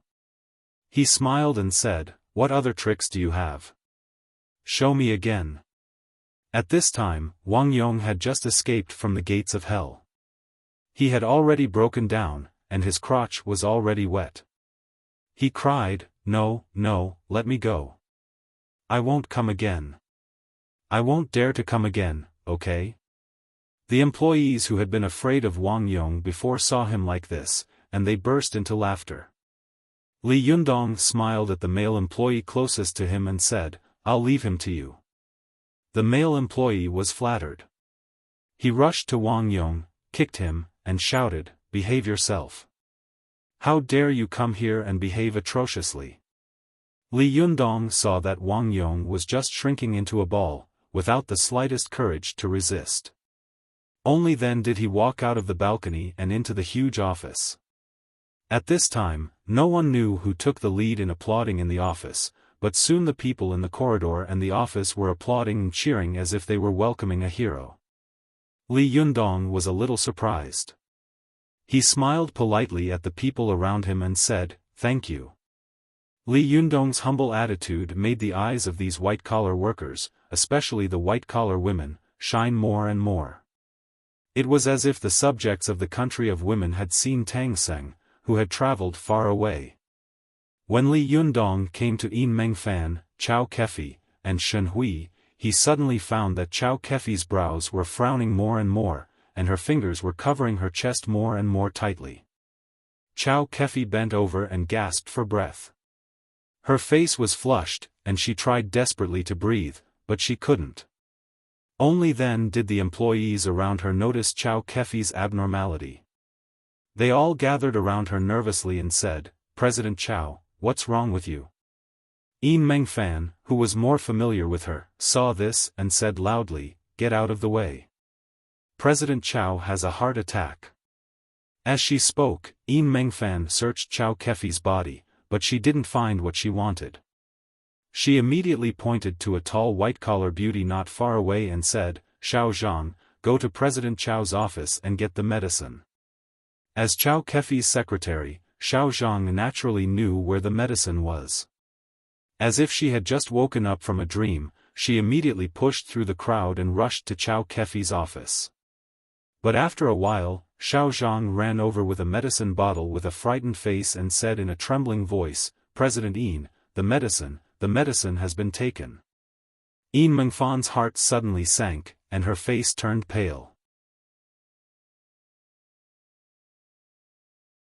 For a moment, she didn't know what to do. She was stunned for a moment, then suddenly shouted, "What are you waiting for? Call 120. As if waking up from a dream, the people around her picked up their mobile phones and dialed 120. However, such a serious and sudden attack of a heart attack could not wait for the arrival of 120. Chao Kefi, a beautiful woman, saw that her breath was getting less and less, and her breath was getting more and more. Her eyes rolled up, and her face was as pale as ash in pain. Just when everyone was as anxious as ants on a hot pan and at a loss of what to do, a calm and steady voice suddenly sounded from the side, "Let me try." Happy reading. OM/.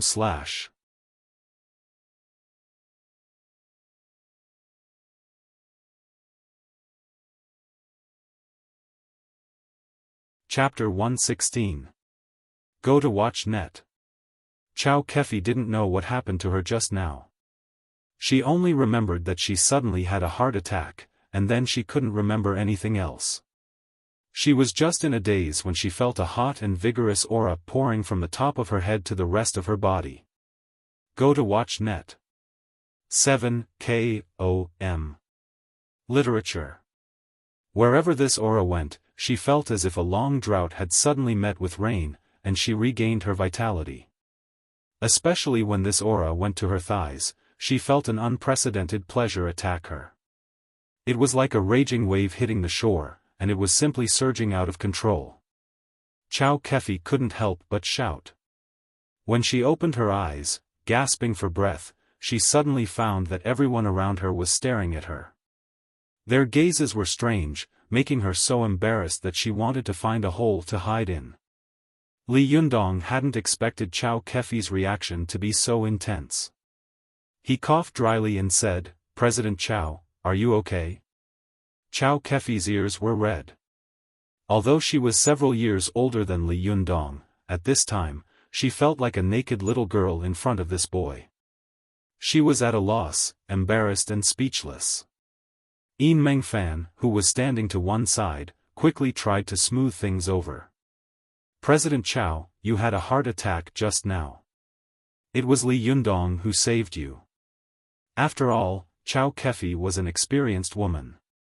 She took a deep breath, and the redness on her face faded a lot.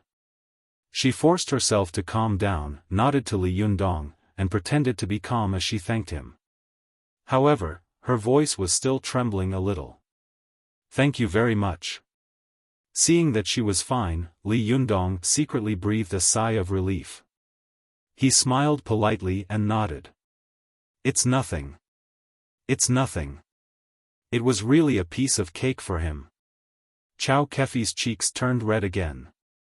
She subconsciously glanced at Li Yundong's hand, and her legs unconsciously tightened. Can a woman's hand do this? Where is he touching? No, he won't touch me in public, will he? Chow Kefi's mind was in a mess, but she didn't realize that before she fainted, there was a terrible violent debt collection incident. Yin Mengfan saw that Chow Kefi was in a mess and her eyes were blurred. No one knew what she was thinking, so she clapped her hands and said loudly, Okay, it's all right. Everyone can disperse. Xiao Zhang, take the murderer to the security department downstairs. Xiao Li, quickly organize everyone back to their posts. At this time, the crowd suddenly dispersed. The men looked back at the gorgeous Chow Kefi greedily, while the women looked back at Li Yundong from time to time, secretly whispering to their companions, guessing Li Yundong's identity and origin. Watch net.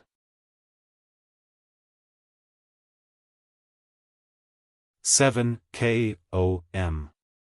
Literature. Although Shen Hui, who had been hiding in the stairwell just now, was shocked that Li Yundong had saved a dying heart patient in the blink of an eye, she was more and more certain that this boy was an unprecedented big pervert from ancient times to the present.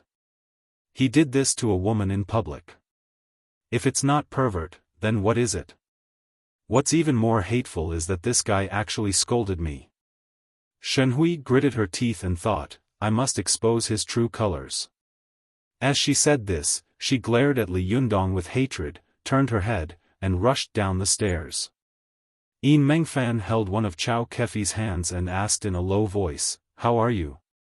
Do you feel uncomfortable? The corners of Chow Kefi's eyes were full of ripples, as if the lingering charm of lust had not passed. She took a step, and her legs were a little shaky. She gritted her teeth and felt more and more uncomfortable in her heart. She shook her head and said in a low voice, I can't walk. Although Yin Mengfan was a strong woman, her body was that of a weak woman. How could she support Chow Kefi, a beautiful woman with a plump figure? After only a few steps, Yin Mengfan was sweating profusely. She turned her head and said helplessly to Li Yundong, Why are you standing there? Can't you help? Li Yundong looked around at the people who kept staring at them, and then at the stunningly beautiful Chow Kefi. He didn't want to have any scandals with the beautiful women here on the first day. He wouldn't be able to face the little girl when he went back. Li Yundong said with an embarrassed expression, This is not very good, is it? Yin Mengfan was so angry that she blurted out, You did this to her just now, and now you're saying this? As soon as she said this, the office, which had been noisy, suddenly quieted down. The eyes, which had been evasive, looked over in unison, full of surprise and shock. Li Yundong looked aggrieved. I was saving her just now. Yin Mengfan was ashamed and angry at the same time. She glared at Li Yundong and said, Even now. Come and help. Chow Kefi had made up her mind to be an ostrich. She lowered her head and didn't say a word. No one could see her expression clearly. Only Li Yundong, who had gone over to support her, could see that her round and jade-like earlobes were so red that they seemed to be dripping blood. As soon as Li Yundong's hand touched Chow Kefi's arm, her whole body trembled. Her feet involuntarily went soft, and her whole body leaned against Li Yundong. Go to see. 7 K.O.M. Yin Mengfan, who was standing to one side, was speechless. Chow Kefi, are you waiting for him to help you so that you can throw yourself into his arms? You can't be so useless, can you? She didn't know that Chow Kefi was now extremely sensitive, and Li Yundong had a pure yang body. As soon as the yin and yang came into contact, Li Yundong's strong masculine aura made her react violently.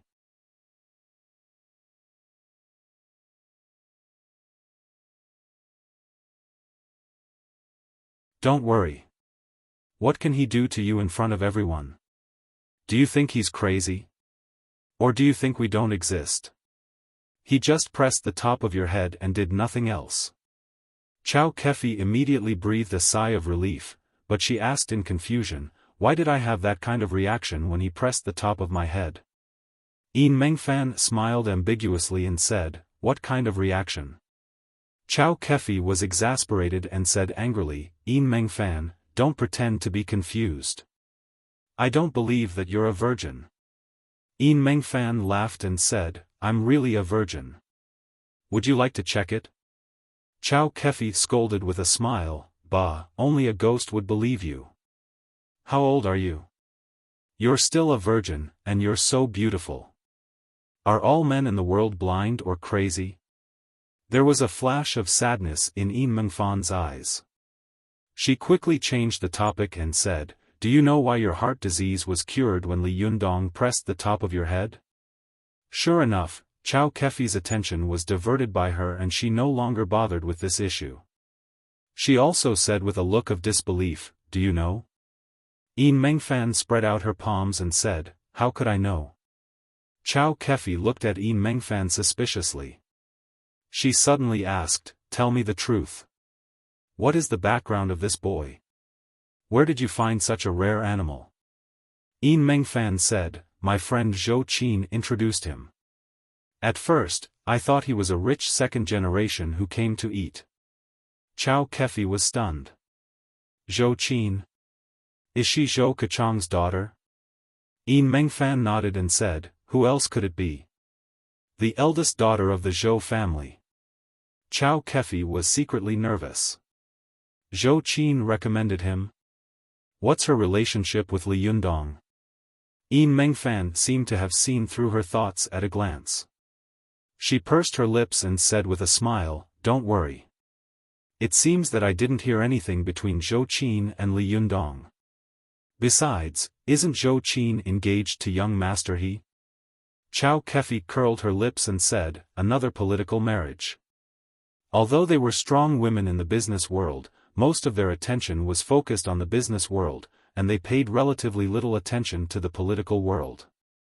Therefore, they didn't know anything about the breaking of the engagement between the Zhou family and the He family. Yin Mengfan patted Chao Kefi on the shoulder and said with a smile, are you relieved now? You can chase him openly and boldly. It's not unacceptable for an older woman to fall in love with a younger man. Chao Kefi's cheeks turned crimson. Bah, no ivory can come out of a dog's mouth. Who wants to chase him? Yin Mengfan laughed and said, by the way, don't you think this boy is very strange? How can a heart attack be cured by pressing his hand on the top of his head? Hey, are you sure you're okay now? Chao Kefi took a deep breath. She pressed one hand on her soft, pink chest and said with certainty, I've never felt so comfortable before. Yin Mengfan looked puzzled. Really? Isn't this incredible? She couldn't help but think of what Zhou Qin had said on the phone before, this is a real strong man. You have to use good steel on the blade. A real strong man? Could this guy be a legendary martial arts master who has been extinct for a long time? Yin Mengfan murmured as she thought about it. When Chao Kefi heard this, she couldn't help laughing and said, how is he a master? He is a master, a master, a master. Happy reading. OM/.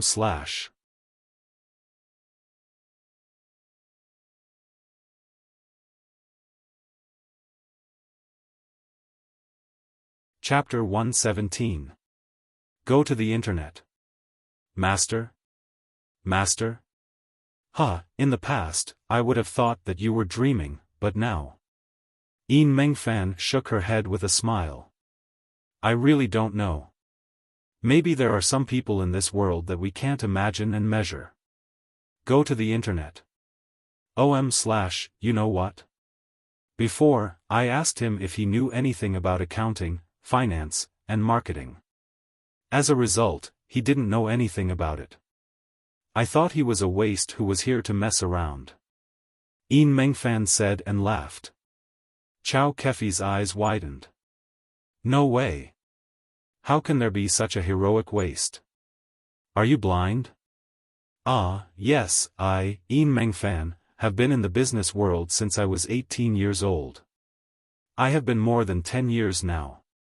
I usually boast that I have a pair of sharp eyes and never misjudge people.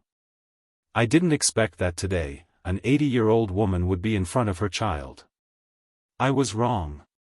Yin Mengfan smiled bitterly and sighed leisurely. I thought that there would be a silver wax spearhead, but who knew that there would be a fierce dragon? Zhou Qin, you really know how to give me people. How can I use such a strong person? Chao Kefi looked at Yin Mengfan in disbelief. What? You don't know how to use such a strong person? You don't have to give him to me. I'll hire him at a high price. Yin Mengfan rolled her eyes at her. Don't even think about it. Such a strong person, it's good for me to keep him in the company as a guardian. There are many beautiful women in our company, and there are also many bad guys. Let's see who dares to make trouble for our company in the future. Chao Kefi rolled her eyes and said with an apologetic smile, "Oh, President Yin, you know that I've been in a lot of trouble recently. Can you lend him to me for a few days?" Yin Mengfan and Chao Kefi had a good personal relationship. She glanced at Chao Kefi as if she was thinking about something. Suddenly, she said to herself, "Oh, last time I seem to have said that our company's planning department had an advertising plan that seemed to have encountered some problems when it was released." Chao Kefi laughed and scolded, "Well, you're taking advantage of the situation, aren't you?" Well, it's just an advertising plan. I'll help you with it. There's no problem now, right?" Yin Mengfan snapped her fingers and said, "President Chao, you're really on the right track.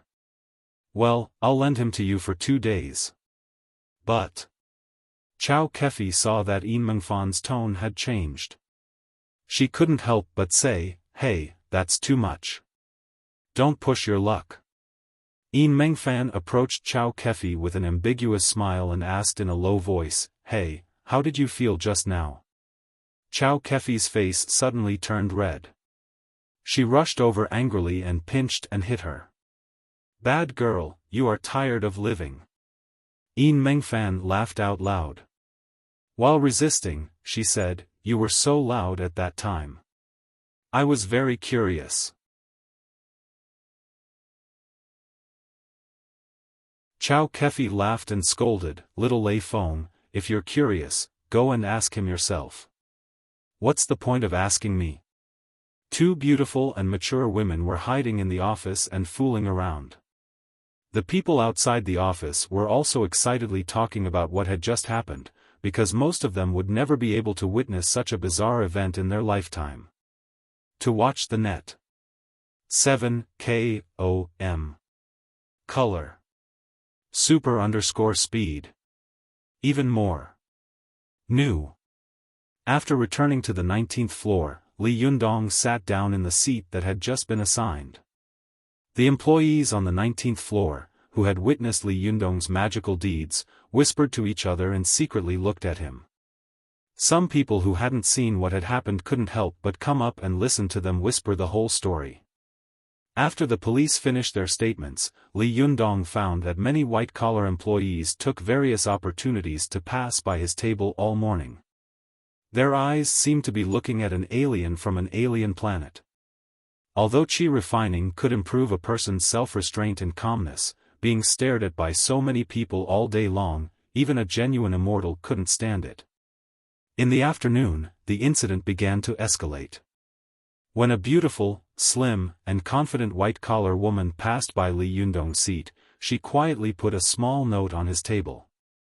Li Yundong had been sitting in his seat with nothing to do with his eyes closed. When he found that there was movement in front of him, he opened his eyes and saw a beautiful woman passing by him. Before leaving, she gave him a flirtatious look and left a note on his table. Li Yundong picked up the note and glanced at it, only to see that it said, "Handsome, my name is Xiaoyu. This is my cell phone number. How about having dinner together tonight?" Then, she drew a very artistic heart-shaped pattern below, with a series of phone numbers in the middle of the pattern. However, What made Li Yundong laugh and cry the most was that the beautiful woman's handwriting was really elegant, but she also wrote a series of Arabic numerals very artistically. Li Yundong looked at it for a long time, but he still couldn't figure out what the series of Arabic numerals were written. Li Yundong held the note and looked at it for a long time. His dazed expression made the beautiful women around him, who had been secretly looking at him, feel angry in their hearts. Xiaoyu, that B*tch is really shameless. Then these beauties also took action one after another. When they passed by Li Yundong's seat, they handed him small notes one by one. To watch the net. 7 KOM. Literature. The male staff in the office were so jealous that their eyes turned red. They were not in the mood to work at all, and those who were relatively ordinary couldn't help but sigh faintly, feeling a little sorry for themselves.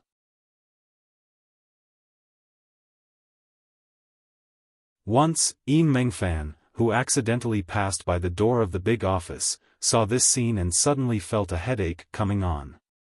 Are these guys all infatuated? How can the company work like this? Yin Mengfan knocked on the door of the big office, coughed dryly, and said, Li Yundong, come with me. Li Yundong felt as if he had been granted amnesty and hurriedly followed Yin Mengfan into her office. Some of the beautiful women in the office who had not handed over the small notes resentfully crumpled the notes into a ball and threw them into the garbage basket. They, who had been wary of each other, looked at each other and couldn't help but share a common enemy. Shernu is also in heat. Alas, these days, no matter how handsome a man is, he can't escape the fate of being kept by a rich woman. Save it, sisters. These days, the poor are independent, and the rich are the mistresses of the world. A beautiful woman said loudly in a strange tone. Suddenly, there was a burst of laughter in the office. Although Yin Mengfan's office was soundproof, she could still hear the laughter. She shook her head secretly, rubbed her temples helplessly, and said to Li Yundong, sit down. After a day of torment, Li Yundong was a little numb. He sat down, looked down, and adopted a non-violent and non-cooperative posture to deal with all kinds of strange gazes. Yin Mengfan saw that Li Yundong was sitting there like an old monk in meditation, as if he didn't notice that such a lively beauty like her was standing beside him. So much so that a woman like her, who had never been interested in men, couldn't help but feel a little angry. Does this guy think I don't exist? She thought. Well, I'll see how long you can sit there. Yin Mengfan lost her temper. After asking Li Yundong to sit down, she didn't say a word to him, nor did she look at him again. Li Yundong was also happy to be quiet. He didn't have to worry about being looked at like an animal in the office, and he didn't have to worry about being suddenly disturbed, so he sat cross-legged alone, closed his eyes slightly, and closed his eyes to practice qi. At this time, Li Yundong had completed the cultivation of the third level of spirit concentration. For him, practicing qi no longer had to be done at a fixed time and in a fixed place like before to have the best effect. During the Song Huizong period, the Huandan Reviving Life Manual, written by Xue Daoguang, who abandoned the monk and became a Taoist, said, there is no need to look for the winter solstice to refine pills, there is a yang in the body. Li Yundong was in this state now. No matter when and where, the qi in his body was like a furnace that would never be extinguished. In the middle of the furnace, there was always a small pool of pure yang qi burning and jumping. As long as he fiddled with it a little, it would immediately become a prairie fire.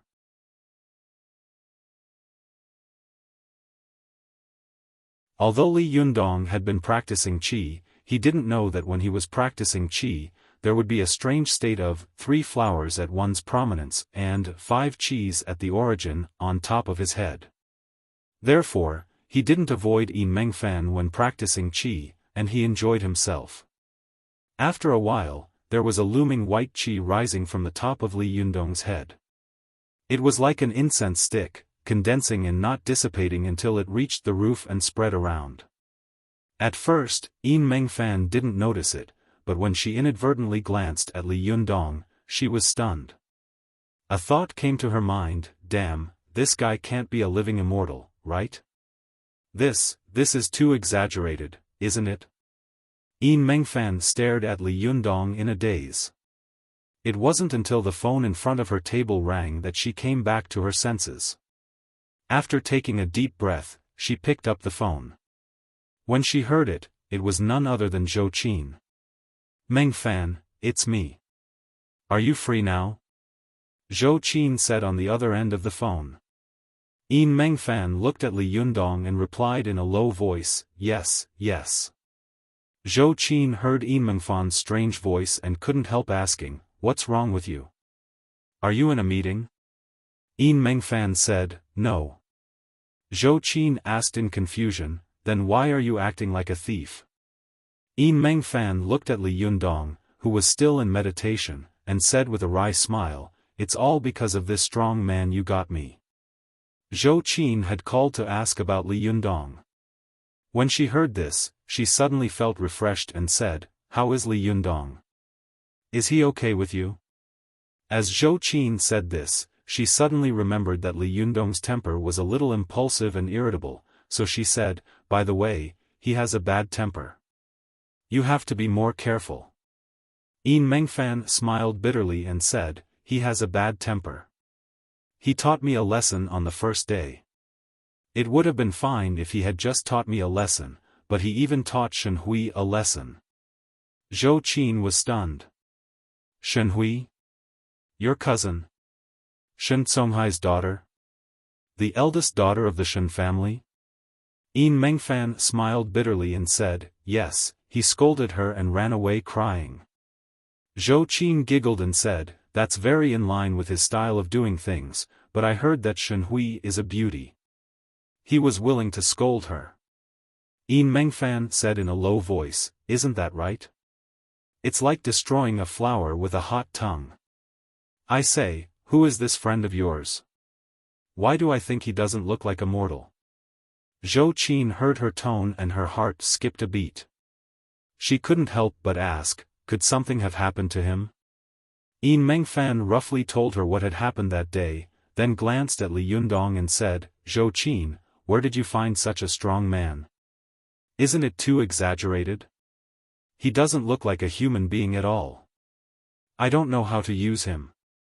Zhou Qin held her mobile phone and listened to Yin Mengfan talk about Li Yundong's deeds.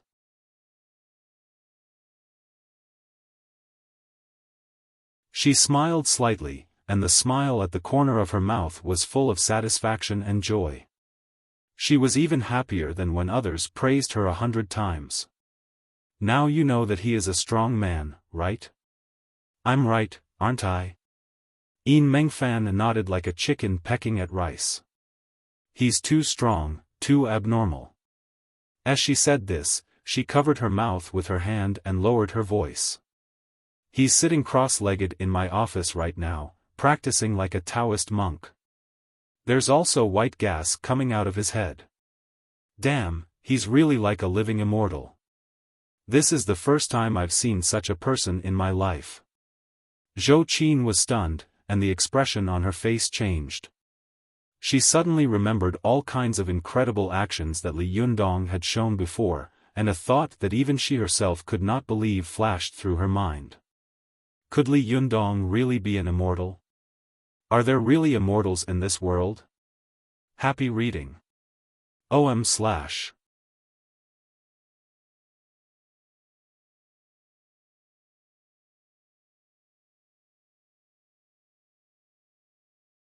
Chapter 118. Go to watch net. Seeing that Zhou Qin had not spoken for a long time, Yin Mengfan whispered a few times. Only then did Zhou Qin react. Go to watch net. Yin Mengfan muttered to herself, Zhou Qin has never called me before because of a boy, let alone become distracted because of a boy. Is she really attracted to this boy? Hey, Zhou Qin, let me tell you, your friend has become a popular young man in my company. Today, there were more than 20 women in my company who gave him small notes and wanted to sleep with him. There were even more women on the other floors who heard about him and came up to see him.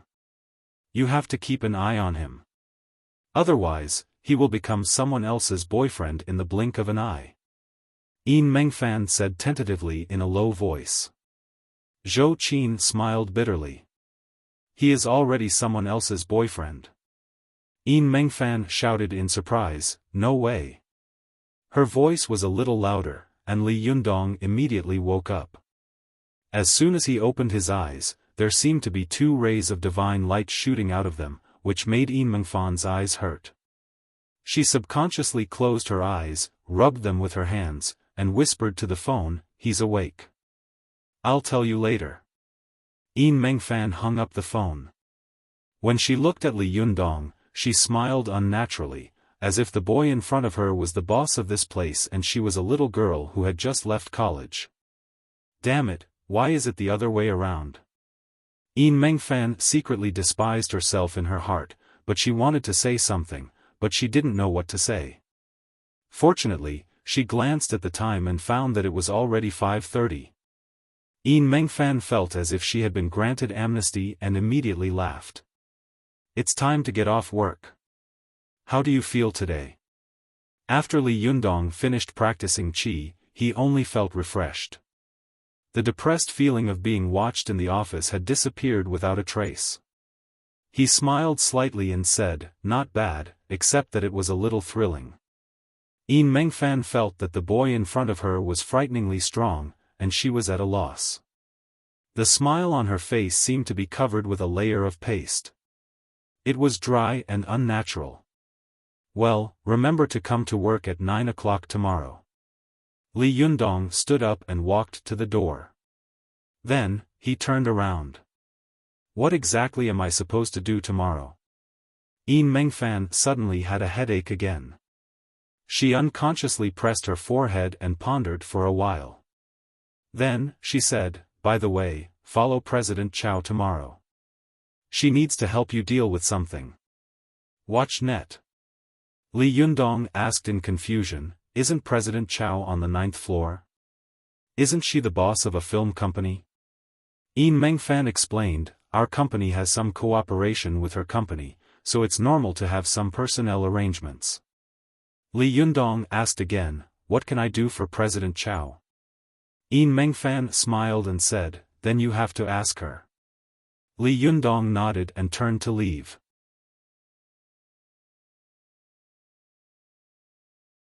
He walked to the elevator on the stairs and happened to see a group of white-collar women swiping their cards to get off work in groups.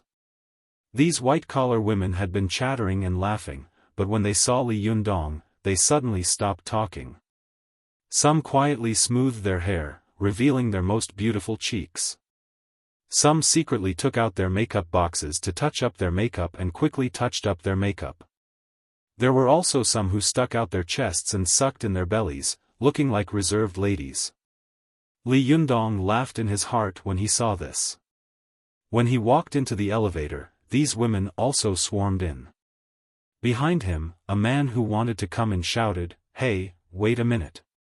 The beauty near the door pressed the button to close the door without hesitation, then shouted outside, wait for the next one. The man watched as the elevator door slowly closed. A man rushed over and put his hand into the crack of the elevator, stopping it by a hair's breadth. The elevator slowly opened again. The woman standing at the door stared at the man with her hands on her hips. I told you to wait for the next one. Didn't you see that this place is full? The man glanced into the elevator and said with an apologetic smile, there's still room for a few people, isn't there? The women in the elevator began to clamor, completely losing their previous reserved and ladylike demeanor. When you met a gangster, you retreated desperately. Now you're trying to squeeze forward. Are you still a man? Get out of here and wait for the next one. It was really scary to see so many women cursing in the street. The man was so scared that he took 2 steps back, and the woman at the door quickly pressed the button to close the door. As soon as the elevator door closed, the women in the elevator raised their hands and cheered, as if they had won a great victory.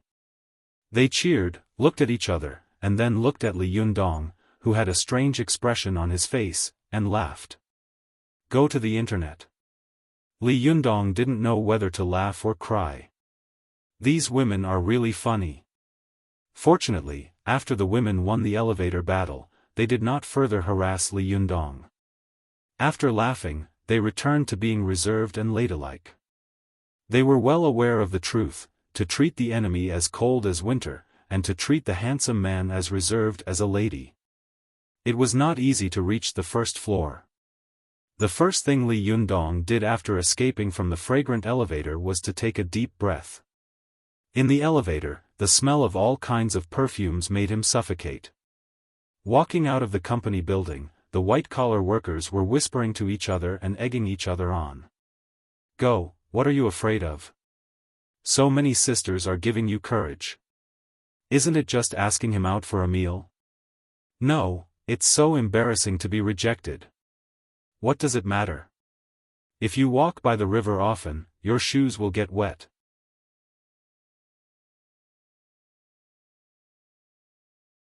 How many stinky men have you rejected in your daily life? Today, you were rejected by a stinky man. It's the cycle of heaven and retribution. The women all giggled. While they were hesitating, they saw a dark red Lamborghini coming from the road in front of the company and squeaking to a stop in front of Li Yundong. As soon as these women saw this extremely flashy little sports car, their faces immediately showed jealousy and disappointment. They stopped talking and looked over in unison. After the little sports car stopped, the scissor door, which was as bright as a mirror, opened with a swish, and a head popped out. She was wearing sunglasses that covered half of her face, and only her straight nose and red and sexy lips could be seen on her face. President Chao. Li Yundong was stunned for a moment. He had made up his mind about this woman. This woman is too flirtatious. It seems that she is seducing people all the time. This kind of person must be a lot of trouble, so it's better not to provoke her. It took Chao Kefi a whole day to adjust her mentality and mood, so that she could face Li Yundong calmly. Her red lips formed a charming and moving arc, and she said with a smile, "Handsome boy, would you like to do me a favor?" Li Yundong pretended not to understand. He blinked and said, "What do you mean by favor?" Although Chao Kefi covered most of her face with sunglasses, the sexy lips that were exposed were even more seductive. The corners of her mouth were always able to draw all kinds of curves that could not only make a man's heart beat faster, but also accurately express her own emotions. Chao Kefi said angrily, "Of course, to get in the car." Li Yundong continued to play dumb. "What for?" Chao Kefi was a little depressed. She felt that the courage that she had summoned with great difficulty was slowly disappearing.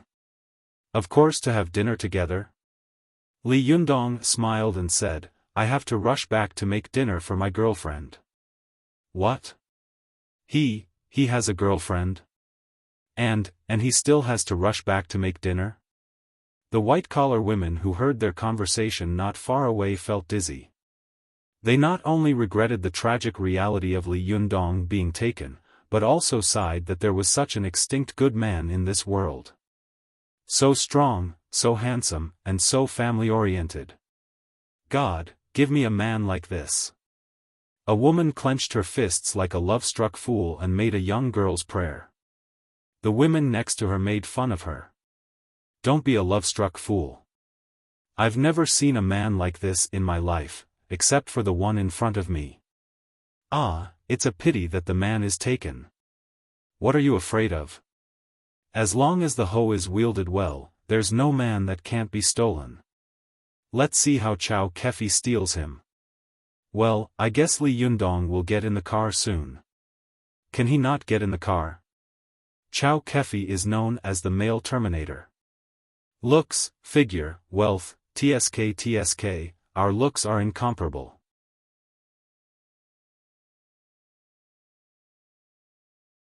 But if this kind of man is really stolen, and someone else comes to steal him, what will you do? Those who steal people will also steal people. Yes, if they really steal him, would you still dare to keep him? The women looked at each other for a moment, and the atmosphere was cold.